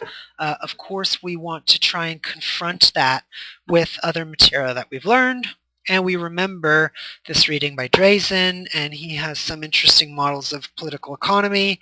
You also remember that we were discussing models of political economy in one of the lectures and one of the recitations. And so you think, well, okay, I saw this abstract model. I wonder if I can apply it to this concrete case of the US budget that's sitting in front of me. And just with a blank paper, no one's showed you how to do this analysis already, but you have a first stab at it, okay? And you think, well, let's think about the interests, the various interests in American society that might militate for increased expenditure on health care, and how might we pay for these entitlements in the future? Or we might think, well, the debt's too large. How do we pay for debt reduction? Okay. In fact, you'll see that the two questions are almost aspects of the same question, because part of the U.S. debt is being driven by spending on entitlements. So the two questions aren't really as dissimilar as it might seem at first glance. So we have to think, well, why is this deficit here? Why is it growing? And we remember this war of attrition model. And we remember that, well, there's probably some interests that are preventing a welfare improving compromise in expenditure reduction, okay, and ultimately debt reduction. And so we think, war of attrition, what's that about? Well, we know that there's groups that are preventing policy change, and we think, well, why might they be preventing this policy change? We go on the internet and we see, I wonder how the U.S. government's spending its money, okay? In which various categories, which various expenditure categories account for various shares of the overall U.S. budget. We fish around for a little bit and we see this funny chart from the internet, which you see on the bottom of the slide, Obama's 2012 budget proposal, how almost $4 trillion is spent. And we see spending on the two entitlements, and we think, well, health is good, grandparents are good, we probably don't want to mess with that too much.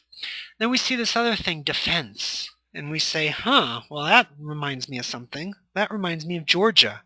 I wonder if there's any links between some of the intuitions and models that we used in Georgia that we might be able to apply in the case of our analysis of the U.S. budget.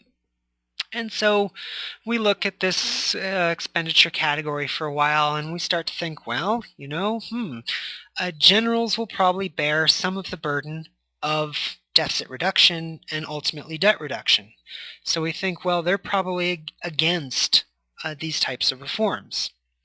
And our eyes shift back to health and human services, and we see, well, that's actually a huge box. I mean, okay, being healthy is good, but I really wonder if all those resources are being dedicated to being healthy. Then we stop and we think a while and we say, well, doctors make a lot of money, and insurance companies make a lot of money, and healthcare companies, they make a lot of money.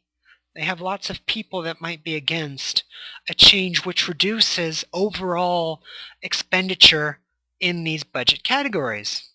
And so, again, we sit and think a little bit and we say, okay, well, what are two groups that are very likely to have an entrenched interest against budgetary reform along the lines the president is proposing?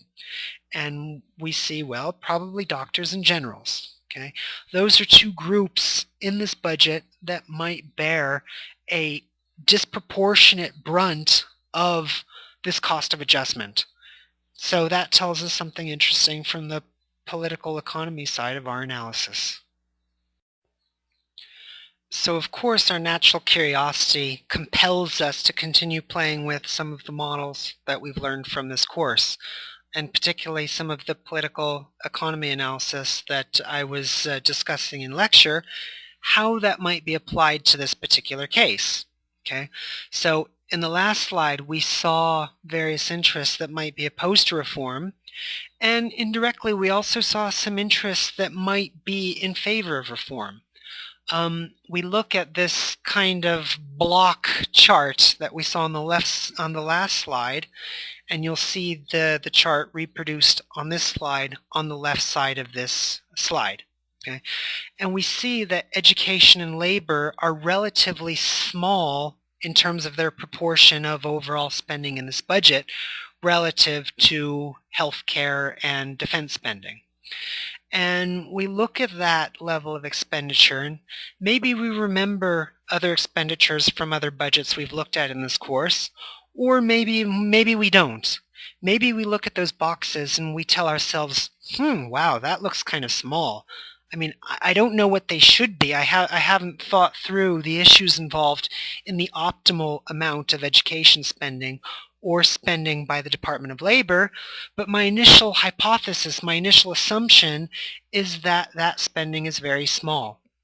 Okay, do not be afraid to make those hypotheses, because that's how you get more comfortable with the budget, by playing with the data and by playing with the various models.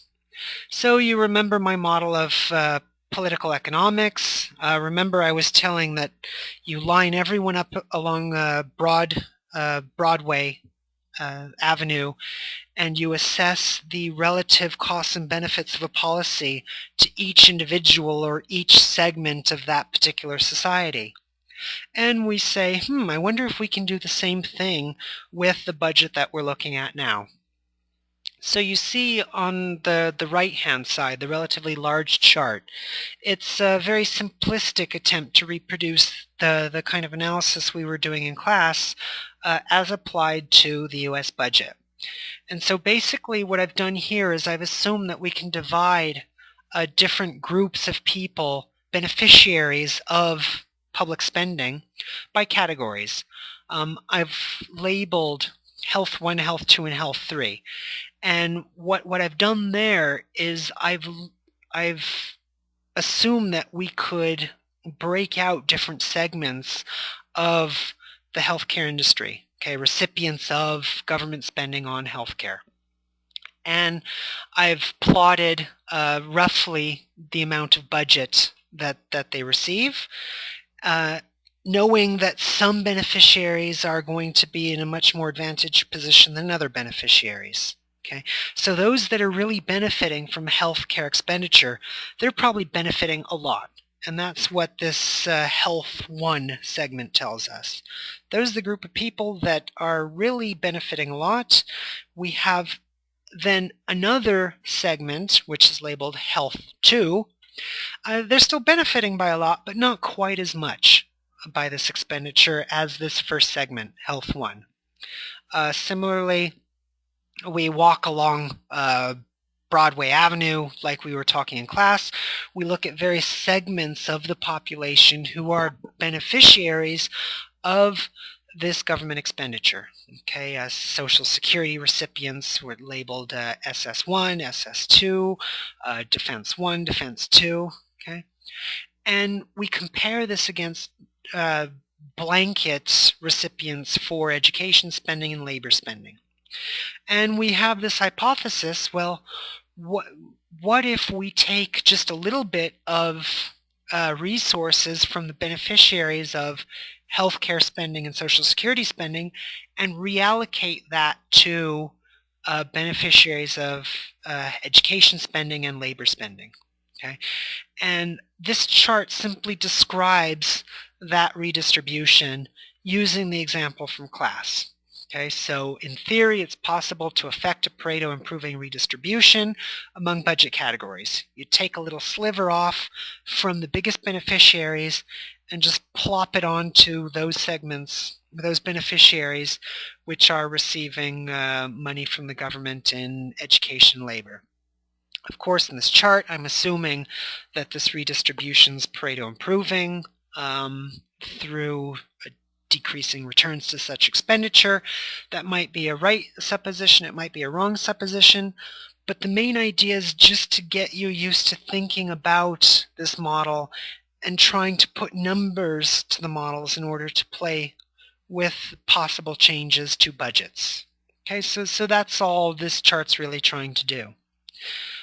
But of course our curiosity doesn't end there. We look at the American healthcare sector, and we look at Social Security spending, and we're trying to think, well, why are they overfunded? I mean, one answer, as we saw above, is that it's about politics. Okay, you have doctors and you have healthcare providers and retirement homes putting their feet down stubbornly and saying, we're not going to give up any of our resources. And so that is one political economy explanation for this budget. Okay. Now there's another explanation, of course, and that is simply related to the economics of supply and demand for the provision of these services. And you see a very stylized explanation on the bottom. Let's think about the nature of the supply and demand for healthcare and Social Security. Well, I mean, we think about the supply of these services, and that, as prices increase for these services, then the amount of service provided increases. Now, let's think about the elasticity of demand. In other words, let's think about the way we demand these services. And you see on the slide there's two possibilities. Okay, there is completely inelastic demand, and there's relatively elastic demand.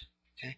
Now, let's think what happens to incomes in these sectors, and thus public expenditure on health and Social Security under each of these possible scenarios. Okay. First, let us assume that demand is perfectly inelastic for the supply of health and Social Security services that are being given. Well, we can think about that perfectly inelastic demand. Look, I need my health. I'm willing to pay an infinite amount of resources in order to be healthy. Okay, highly inelastic demand.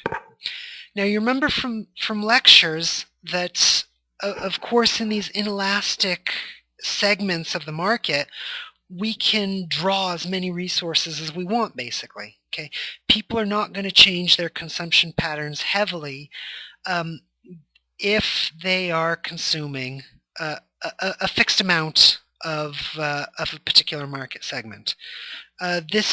The graph here is slightly misleading for reasons which I won't go into, but the basic moral of the story is assume that within our country there is a fixed demand for health. Okay, we all want to be healthy.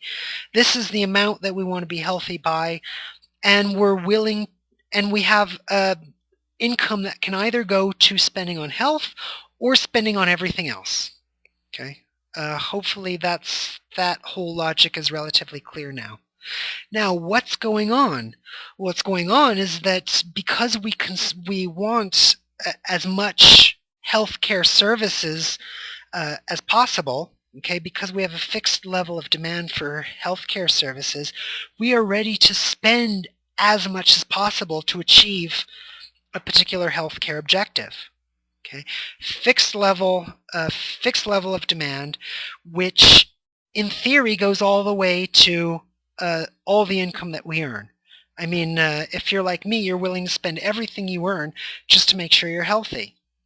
So of course, the healthcare and Social Security sectors, this is the maximum amount of resources they can draw from this particular society.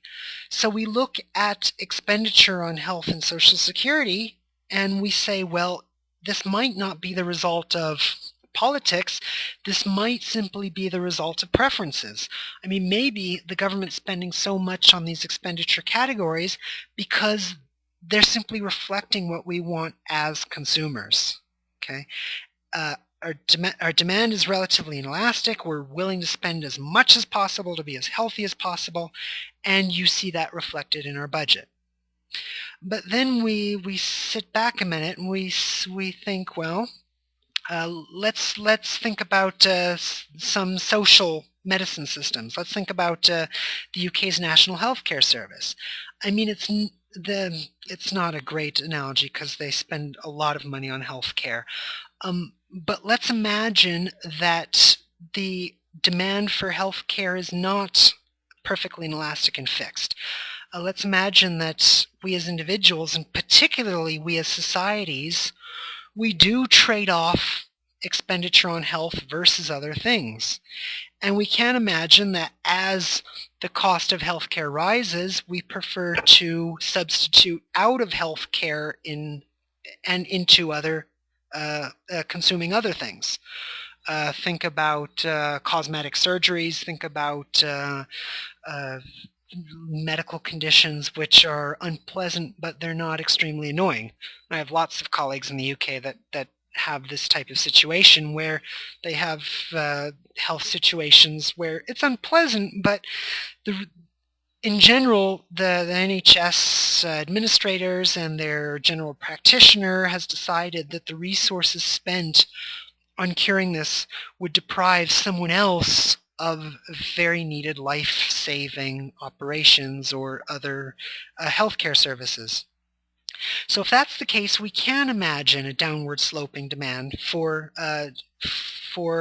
health and retirement hospices, things of this nature. So it's not obvious then that we want to spend as much as possible on healthcare. It could entirely be that we have this perception that we're willing to spend as much as possible on health when that's not actually the trade-off that we're facing. I mean, maybe we don't have to spend $200, $300 for an hour's doctor visit, which we certainly don't spend if we're abroad. Maybe the pricing of our health care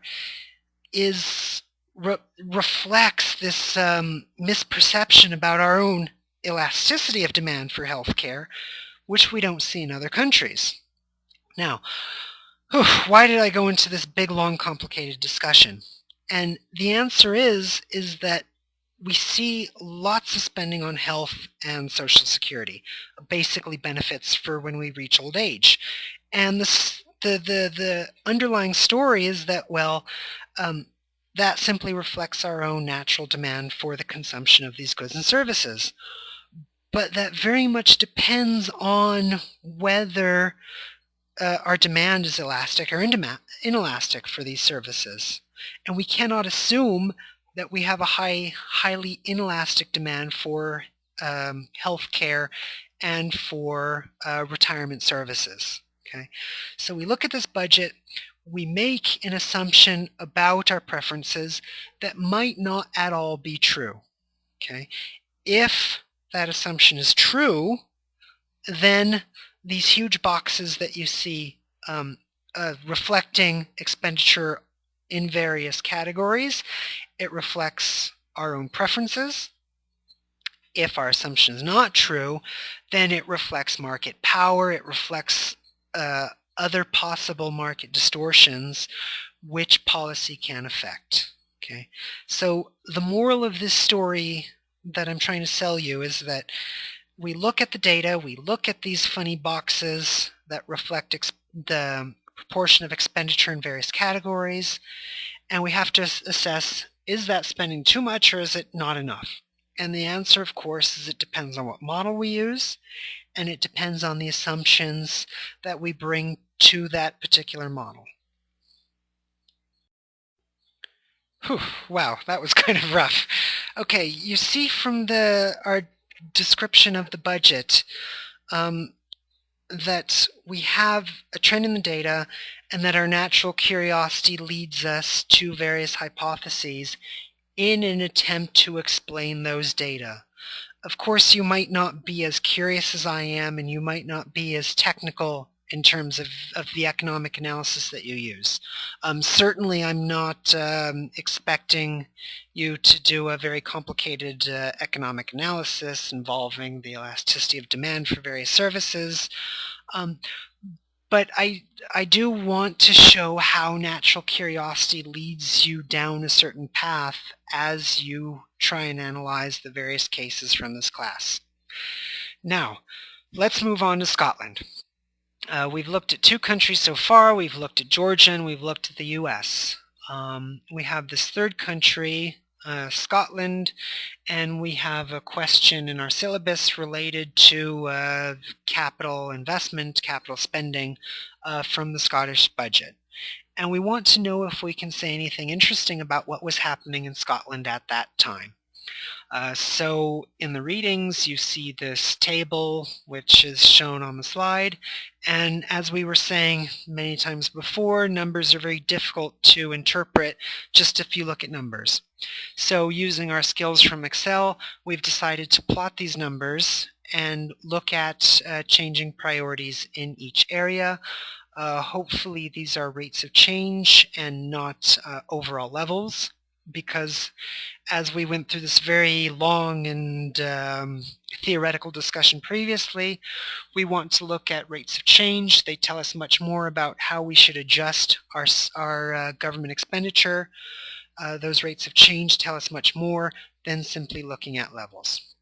So we see various capital expenditure from the Scottish government budget in 2009.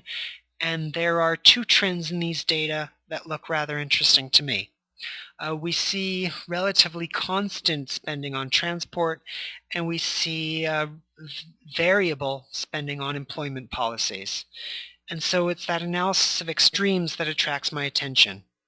As far as the graph you're looking at is concerned, the graph itself shows rates of change, and it is the legend that shows overall levels of spending, because again, we want to make sure that we're not looking at some relatively insignificant budget item that's showing high variability simply because of the base that we're looking at. Again, you remember from class we were talking about looking at a very small economy, let's say 3-chicken economy. Okay, there's 3 chickens in the economy. If one of the chicken has a baby, you're going to see a 25% growth rate in that chicken economy. Okay, so that's a very simple way of showing you that when we're looking at any particular economic phenomenon, budgets, growth rates of economy, size matters when we're interested in looking at rates of growth. And so that's why I've shown in the legend the absolute level of spending in these various areas. Now, you remember from the last slide, there were changes in the rates of change. In other words, there was volatility in the lines we were looking at on the previous graph in 3 areas, which I labeled. Transport, which was relatively constant, change in employment policy up and down, and we saw this sudden increase in spending in science. Okay, and for me, that was the most interesting thing, partly because I'm interested in science, if for no other reason. Remembering that cases are mostly a chance for me to try and practice the models and the various material that we've been learning in the course. So I'm interested in understanding why capital expenditure might have risen in science, and I don't want to fish around the internet for hours and hours and hours right now. As I've been repeating throughout this lecture, first we want to use our models and theory to come up with hypotheses that then guide us as we collect information and try and understand the particular sector that we're researching more fully. So, looking at the slide in front of you, it's an attempt to model or try and explain why the Scots might have been investing more in capital underlying science, scientific discovery, invention, etc. Uh, of course, I can't know exactly why this expenditure rose, so I try and think, well, what might the Scottish government have been trying to do at this time? I see that spending on capital related to science has risen, and I'm trying to think, well, what might have they been trying to do with that increased expenditure? So you see in front of you a very simple model.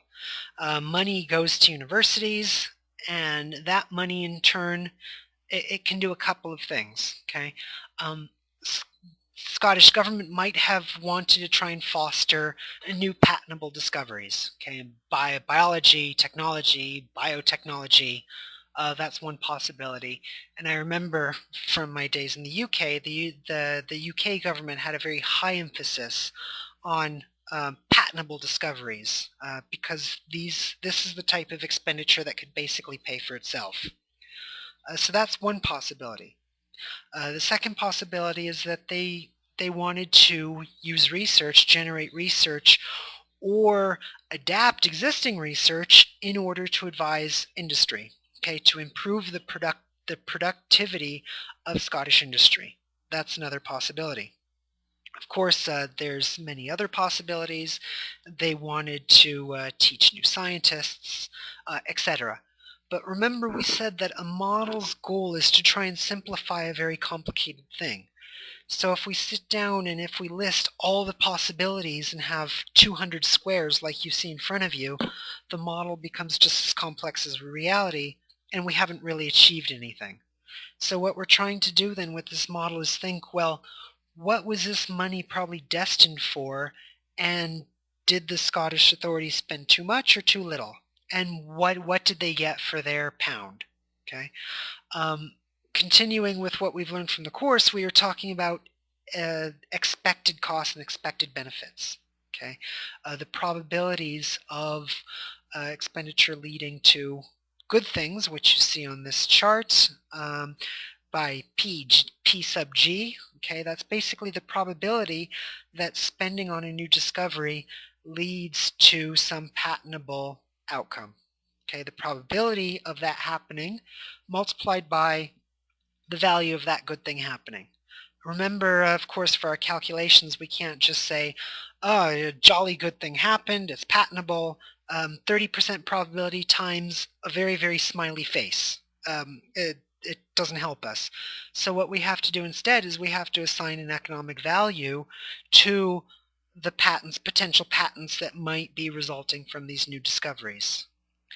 Similarly, we think about using research to advise industry, and we know, well, we want to invest in good things, but we probably also want to avoid bad things.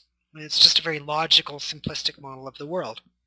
So again, you see on this slide that we have investments that lead to decreased probabilities of bad things happening, which is denoted by a little p sub b. B is bad.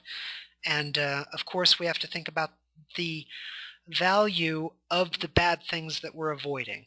Okay. Now be very careful here, because throughout this course we've been talking about marginal change.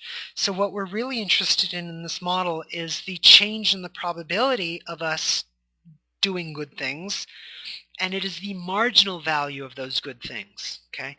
If we're putting 5,000 quid more into scientific research, we want to know for that marginal change, which is the 5,000 quid, what is the marginal change in the probability, and what is the marginal extra value of the good things we're getting or the bad things avoided. Okay, so it's going to be somewhat confusing as you start your career thinking about public sector budgeting to differentiate levels from changes.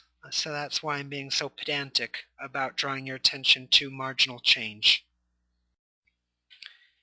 So you've created this model, you've looked at the Scottish budget, and you're kind of proud of yourself. You say, yes, I've really incorporated the material from the course. And then you remember this from the readings, this stuff about performance-based budgeting. And you tell yourself, well, wait a minute. We've looked at capital expenditure from the Scottish budget. I've made a model to try and explain the trends in the data, but what is it that I'm actually looking at? I mean, remember that in theory, the Scottish government has changed expenditure on capital goods supporting scientific discovery for some objective, some social objective. Some Scottish politician has stood up in Glasgow or Edinburgh or wherever in Scotland and said, look, this is what we want to do to build a better Scotland.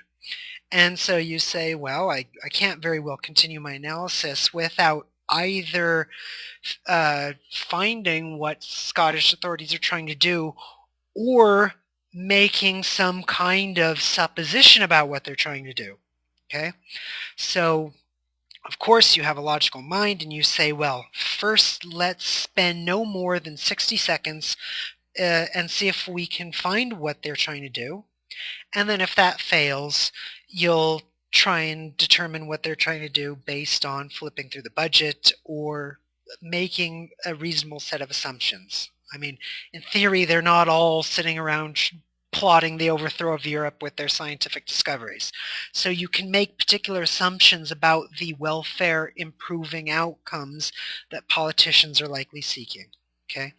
But fortunately, as you see in the slide in front of you, we don't have to sit around and make suppositions about what Scottish politicians want to do with their capital expenditure in science. Instead, we found this website, Building a Better Scotland, and it shows a couple of objectives. And you see I've circled in Google what I typed, Science Scotland Spending. I'm not going to spend much time trying to find this information because remember we said that if you spend lots of time checking every single thing in your analysis, you'll never finish your analysis. You'll be 70 years old before you finish the first case study. So that's why we make these simplifying assumptions and we move quickly through our analysis.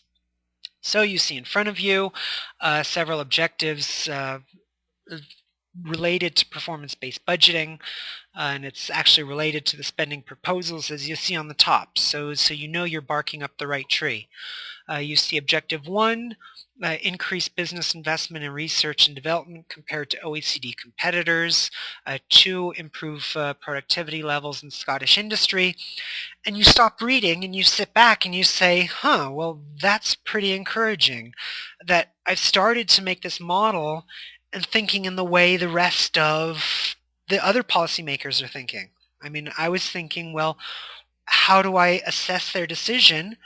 You go to this web page and you see that, well, the way that you assess it is probably the way other people assess it, which is, trust me from my experience, a very good thing. I mean, the last thing you want to do is suggest methods that are not commonly accepted, because either that means you're such a genius no one will like you, or much more likely that you haven't really internalized the way that your discipline tackles problems. Okay, and throughout various aspects of public service provision, we tend to think about a risk-based approach to service provision, assessing probabilities and assessing the expected value of the capital and current investment that we're making, for example.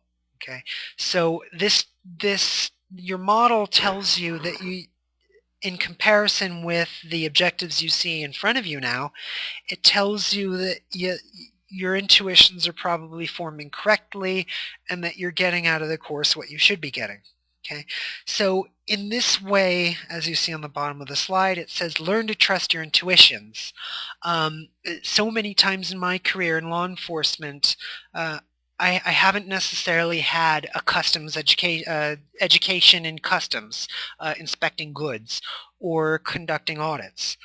But because I had a relatively good education in economics and in statistics, it's the same methods that we use from our academic endeavors that you would very well expect to see used in the real world. And if that's at variance with what you see in the real world, then you should be concerned. But so far, so good. So we return to our question. Has the Scottish government allocated enough resources to capital investment in scientific endeavor in Scotland? Okay. And we use our theory in order to assess this. Remember, we talked about the marginal change in the probability of something good happening from that expenditure, the P sub G. Okay, we looked at the value of good things happening, and we're balancing that against the probability of the change in the probability of bad stuff happening and the change in the value of that bad stuff happening. Okay. The formula you see before you, change in government spending equals to the probability of good and the value. The formula is slightly misleading because I've defined P and V as changes already. I mean, when I typed the formula, I was assuming that what we were talking about was a change in the probability of something good happening. So if you want to be dogmatic, of course it would be delta G equals delta P, delta V. I know this is sounding very pedantic, but take it from me that you're looking at changes in expected values in order to assess the change in the budgetary allocation. Okay, if you grab that, then all of this stuff about deltas and formulas will seem relatively simple to you. Okay. Again, remember I was telling that a picture is worth 1,000 words, so instead of giving you some kind of crazy balance sheet showing different probabilities and different expected values, I've put it on a easy-to-read bar chart. So you see in front of you expected changes in marginal costs of expenditure, the value of the direct benefits accruing from the capital expenditure, and remember, we're talking about things like machines and capital goods, okay, because it's the capital part of the budget that we're interested in. And on the chart, this risk-adjusted thing that you see, that is the weighting or the scaling of this value by the probability of us getting the results that we want to get from our expenditure, okay? So we look at the expected or risk-adjusted value of good stuff happening from our expenditure. We compare that to the risk-adjusted value of the bad stuff that we've avoided. Okay. We add those two together, of course. Those are the red little bars that you see in front of you. Okay. And then we subtract that from the change in expenditure for science. Capital goods in science. Okay, so all we're doing is we are looking at the overall profit for spending in science in this particular area of capital. Okay, and very practically for this calculation, we have simply subtracted okay, the risk-adjusted value of good stuff happening, plus risk-adjusted value of the bad stuff we've avoided. We've subtracted all that from the amount of resources we've had to put in order to get those nice things from that spending. And what we see, the very last bar in this bar chart, is a negative net marginal benefit for this expenditure. So from this very rudimentary analysis of capital expenditure in science, in the Scottish budget, for the case that we're looking at, we can assume that the Scots have overspent. Okay, that's a very simple conclusion from these data. One thing I would like to flag already is that this graph only looks at this tiny window, this 4-year period that the case gave us. And hopefully, because your critical skills are starting to develop much more acutely, you realize that we've made a conclusion, but then you're always fishing around for conditions where that might not be true, or critiques of this analysis. One bad critique is, well, putting probabilities, it's also uncertain, or, there's lies, damn lies in statistics. I mean, these types of critiques are not very useful to anybody. They're jokes, they're kind of fun, but you really want to be incisive in terms of your critiques and question, well, what about the methods that we're using might change the overall conclusions we've arrived at? I mean, is looking at a 4-year time period for capital investment, is it acceptable or is it not acceptable? And as we'll see a couple of slides later, this particular type of analysis has several critiques. Let's move on a bit and discuss less substance and more form. Throughout the course, I've been weighting equally the substance of our analysis as well as the way that we present it. From the class, I've really sensed this agreement with me that the way we present things is equally as important in the working world as the substance of what we present. Of course, if we cannot present arguments simply and easily, no politician is going to take the time to scratch their head and go through all of these wondrous and complicated aspects of our analysis. So that's why I've been pushing you very hard to try and learn Excel and try and present your arguments in Excel. Because even I've noticed that when I come home from a long day and I'm looking at cases, and there's piles and piles of numbers and written description, I kind of sigh and, all right, I'll look at it later. But if I see a simple graph that says, look, this is the summary of the data, this is the conclusion that you want, like a mallet over the head, and I say, yeah, okay, it's going to take me 2 or 3 minutes to read this. I have a brain of my own. I can kind of assess some of the background deductions the author's making. I don't have to be led step by step, point by point. Instead, you can provide things like this Excel chart you see in front of you. And if I have questions, or if I'm a critical mind, like all of our bosses are or will be, then they can kind of work through some of the assumptions that we've made from this summary presentation. So let me give a couple of remarks about the Excel charts that you'll be making in the course, hopefully. Remember in one of the handouts I said that there's two types of titles that are in popular use when we're presenting financial data in general. Okay, there's the scientific type of graph.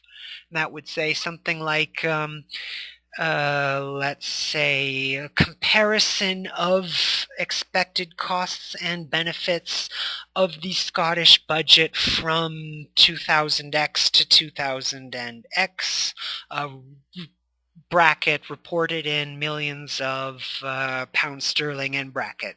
Okay, the scientific title to a graph, it's much more descriptive. It explains who, what, where, when, why. These are often the types of graphs you see full-on PhD economists present to each other. Okay, that way they can make sure that the data they're looking at, they're comprehensive, they're scientifically valid, etc. Okay, and if this were a piece of science, that's the kind of graph that I would probably prefer to see. But if it's a policy brief, if it's something that we want to use to inform people who don't have PhDs or don't have fancy master's degrees, sorry, then you might want to use what we know as a management title or an action title, okay? And in that management title, it gives the overall conclusion of the picture, of the graph. So that way the reader can see right at the beginning what your conclusion from those data are. It's a bit leading, of course, but that's the whole purpose of policy analysis, is that we come to a conclusion and we want to share that conclusion with others. We don't want our graphs to be like murder mysteries where we save the exciting conclusion for the end. Okay, we want to put right at the beginning, well, boom, Scotland might have spent too much on science. And so that way when we look at these bars, maybe we can't understand everything in this graph because we're not used to reading these graphs, or maybe because we didn't quite label everything like we should have. I mean, we're only humans. Sometimes we forgot to put a label where we needed to put a label. But the reader can see from the title, it's our supposition that Scotland spent too much on science. And so even if that last bar doesn't have a title, net marginal benefit, that thing's negative, and we can deduce, okay, well, the author probably thinks there's a negative marginal benefit because he's talking about all these other risk-adjusted things, and he's talking about a marginal cost. Marginal cost, I don't know what that comes from. Maybe it comes from the budget, because of course the reader, he's going to be using his brain a little bit. Okay, a couple of technical things about the charts you make. We're in this wonderful era where we can use color almost costlessly. There's still lots of habit from the bad old days of people putting things in black and white. Even if you've looked at some of my academic publishings or my policy briefs, they're all in color. Just if you have a stack of papers on your desk, something's in color and something's not, your eye's going to be attracted to it. Use our animal instincts to your advantage. What else? You'll see the axes are labeled. Oh, please always label your axes. I remember my professors pulling their hair out, admonishing us to do this, and so now I pass this angst to a new generation. And finally, make sure and provide a source for your data and other references. Remember that it's still plagiarism if you don't cite. I have to admit, even I'm a bit sloppy about citing and providing sources for data, particularly when it's an internal document. I mean, you know only one other person is going to read this document, and you have a 5-minute deadline, and so you just say, well, forget it. I'm going to make this chart as easy as possible. Still put a source and a reference because you never know where that chart's going to end up. And it's an impossible argument to win. I mean, you have some bureaucratic competitor who wants to get rid of you. This falls into his hands. He goes and says, well, he's an evil guy. He's not providing sources. He could be doing all kinds of nasty things. And it's a very difficult offense to diffuse. So trust me, not that it's happened to me, of course, thankfully, but take my advice and always reference and source your charts. And of course, no lecture would be complete without a final note about using the readings from the course. You'll see in front of you several of the charts that we've produced from the case analysis so far. And many of you will still be wondering, how do we use the textbook and how do we use the readings in our case analysis? You've heard me tell it a couple of times, but of course you have to see it in action several more times before this way of working becomes comfortable to you. I mean, we're all used to the way of learning where they give us the textbook reading, we go through it page by page, we say, okay, now I understand, and then we go off to apply the material. And it's very difficult for adults to learn in this way. So in this course, we flipped this on its head. We've said, here's the case. Now go to this corpus of knowledge that we've accumulated as scholars and practitioners and see what will help you in your analysis. And I'm not telling that you rely only on that. That's one of the benefits of the Socratic method, is that through asking questions in class instead of lecturing to you, I can assess how well you've been fishing through the material in order to grab the material you need in order to analyze the case. Okay, so I see that as one of the main advantages to having a professor at your level of education. It's not me transferring the course material to you. Instead, it's someone who can act as a checker, a mentor, someone who can correct errors as you walk on this road to teaching yourself. Because hopefully by now you're teaching yourself, you're not having other people teach you. So let's continue with our discussion about using the readings. In this week, we've talked about capital investment, capital budgeting. We've looked at a case from Scotland, and in the textbook, you've seen a bunch of stuff about capital budgeting. You might have seen table 6.1 from Mike Sell, and he says, well, in this table, here's some selected questions you have to ask about a capital budget request. What evidence is given of the need for the project, and what happens if the project's not funded? What are the benefits that are claimed for the project, etc.? And the table, it's almost floating in space. There's a bunch of description, and then here's this tool, if you will, that you're supposed to cut out, put in your wallet, and pull out next time you're involved in the capital budgeting exercise. And you say, well, that's not very helpful. I mean, how can I answer a question, what evidence is given for the need of the project? There's a couple of questions at the end of the chapter, that's true, to get me thinking about the material. But if you're like me, you kind of look at those questions at the end of the chapter and you skim through them and you think, well, I mean, my current job isn't about fiscal administration. The questions aren't mandatory. I don't have to answer them for a grade. Your eyes kind of gloss over and you look at your iPad and you say, well, that looks much more interesting. Okay, you're like any normal human being. But with the case approach, instead, Table 6.1 becomes immediately relevant to you. You see these trends in capital investment from Scotland. You see this increase in capital expenditure for science. You see this relatively constant capital expenditure in transport. And then you go immediately to Table 6.1 and you start to ask it questions. You see this question, well, what evidence is given for the need of the project? And you look at increase in scientific expenditure and you start to ask your own questions that your own natural curiosity impels you to. Well, what possible evidence could Scottish administrators have given for a need for increased scientific expenditure? I mean, I don't know of any nuclear accidents that happened there recently. I mean, maybe I saw the movie Trainspotting and I have this general feeling that there's a malaise, but that's not really evidence. So something must have happened, and the case tells me something about the questions Mike Sell's trying to sell me. Okay, I have this textbook that tells me, well, these are the questions I have to ask myself as a professional fiscal administrator. I've tried it in the Scottish case and it didn't work for me. Maybe I can make my own questions, which will be more useful.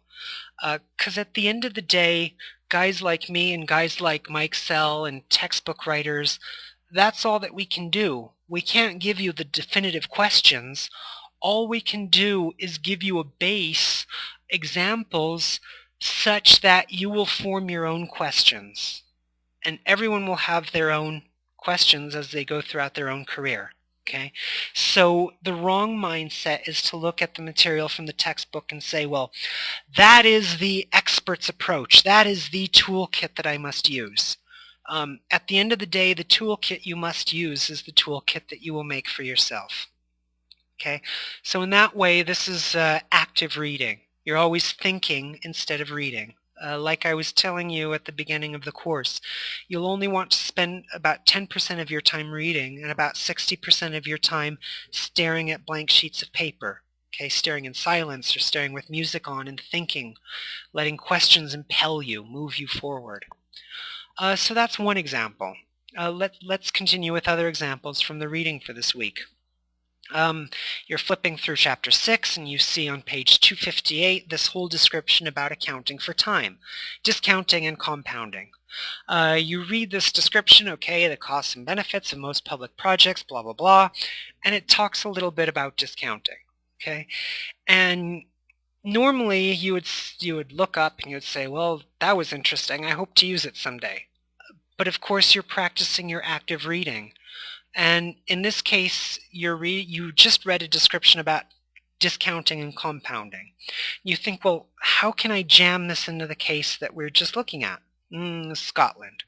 Okay, well, we know that we have to discount any possible gains that accrue to us from capital investment. Okay, I avert a disaster 20 years from now. What am I willing to pay today in order to avert that crisis 20 years from now? And please, God is my witness, I hope none of you are telling, I would pay everything to avoid that crisis. Okay, because we know that in a society, in public finance, you don't want to pay everything. You want to allocate resources efficiently given the scarcity of resources. And so we think, well, how much are we willing to pay for that benefit 20 years from now? And the answer is we would take the discounted value of that benefit into today. And that is the amount of money that we are willing to pay today in order to get this benefit, this risk-adjusted benefit sometime in the future. Okay? So you're taking the concepts from the reading and you're playing with them. And you're trying to blend in the other theories and ideas that you've been getting from the course. Okay, so in this way you're playing, just as it says on this slide, and through this playing with the material, you see that one of my underlying assumptions from the slide 2 slides ago was wrong. Okay, in that slide I was trying to sell you a story about Scottish investment in science, and I told you, well, according to this analysis, the marginal costs exceed the marginal benefits. And that's true for the 4-year time period I was looking at. But we know that 4 years is too limited a time for capital investment. I mean, the whole point of capital investment is long term, 10 years, 20 years, 50 years. So in some ways, by definition, any exercise that looks at capital investment on a short-term scale is philosophically, it's just inherently flawed. Okay, so always look to deeper principles instead of trying to look for these more fancy techniques which might make you look smarter than the next guy. Finally, in the textbook you see a description of cost-benefit analysis. Because society cannot afford to waste its scarce resources, blah blah blah, page 263. And you read that description. See, in the textbook, that's the first time you've seen this description, cost-benefit analysis. Most of you have probably already seen this in your career. Some more concretely than others. If you're like me, cost-benefit analysis, I mean kind of real man's cost-benefit analysis hasn't been a daily feature of your working life. The kinds of techniques suggested in the textbook, that's not something you think about each day. But because we've already seen the ins and outs of cost-benefit analysis in some of the cases that we've looked at, by the time you go to the textbook, you're not trying to absorb it for the first time. It's not something new. It's not like, all right, let me try and understand this in theory and then I'll go out and try and apply it. Instead, you've tried to apply it several times. You might have made some mistakes, and therefore when you're reading the example in the textbook's telling you, do that. Oops, I didn't do that last time. I won't make that mistake again. The textbook's telling you, well, certainly don't do that. And you said, well, yep, already done that, been there. And it's through this process of stumbling in recitation. You might have seen reference to the term tâtonnement. You're feeling or groping your way to the right answer. Through this groping, your mind is much more likely to retain this material 10 or 20 years later than if you just read it and try and file it like in some kind of mental filing cabinet. So trust me, by doing cases and then questioning the text, you'll find much higher retention rates than if you try and do it the conventional way. So, fine. Where do we go from here? You've seen me do 3 case studies, and when I say do case studies, I mean bring up possible topics for a case study. Because remember that each case is extremely complicated, and what you'll see is important is likely to be different than what I'll see as important, only because of our different backgrounds. It's impossible to say, well, I'm a bigger expert than you are, and therefore my case study is more definitive. Okay, they're only samples to get you thinking about how to answer the questions from the syllabus using your own voice, using practicing the various models and vocabulary that we've been covering in the course. For the first 4 weeks, we've been covering these very basic skills: market sizing, cost estimation, benefit estimation, creating slides and graphs in Excel, putting together PowerPoint slides, again remembering that a professional set of PowerPoint slides could do more for your career than a very vigorous and in-depth analysis written in text form on a policy brief. Okay, we've seen examples of how various cases, how they apply to each other. We've seen how the police in El Paso relate to Scottish science. We've seen how risk-adjusted values from one case, how the intuitions from one case help us think about problems in another case. The expected value of crime in El Paso, those tools can be used the same way for thinking about the expected value of scientific discoveries in Glasgow. Okay, we've thought about how to identify thesis statements. We've thought about how to use thesis statements in our own policy analyses. We've thought about using models to frame case questions. And very importantly to me, we've seen how to use Excel to show data. I've shown how to use the active reading approach, how to question very deeply the readings that you've been given in order to help you tackle the cases. In the next weeks, it's just more of the same. It's like the old joke that all of you know. A young man's walking to Carnegie Hall. He sees a grandmother and he says, "Oh, dear grandmother, how do I get to Carnegie Hall?" The grandmother looks at him and says, "Ah, sonny, practice, practice, practice." Okay, so doing cases and understanding the intuitions from financial management and budgeting, it's the same thing. You can't just read and say, okay, I've read the textbook, I know how to do it. You got to go through each case, you've got to struggle, and you're going to revisit a case 4 weeks later and find a completely opposite conclusion. That's completely normal. And that's actually quite valid as well. It simply means that you're learning new tools, new principles that you're applying to the same question. The last slide's slightly philosophical, so I'll share another philosophical joke or musing with you. It's by the explorer Vasco da Gama, I think, and he told us not to see a new world with the same eyes, but to see the same world with new eyes. So in the same way, you'll be looking at the cases again and again, seeing those same cases with the new eyes of new theories and new practices that you've seen from other cases. So keep practicing, keep playing with the theories and the materials that you've learned. And the way I've designed the course, I've designed my role to be more of a mentor than a lecturer. I don't teach you the material. Instead, I error correct to the extent that I'm able, of course, to point out flaws that I see that maybe I've made before in my career, or questions for you to look at, but I can't do that unless you approach me. So I'm not here simply, does anyone have questions, to answer questions. Instead, my most effective role is to struggle with you, is Socratic method, is to question, push, prod. And through that confrontational process, I think both of us will learn a lot in terms of tackling these types of cases.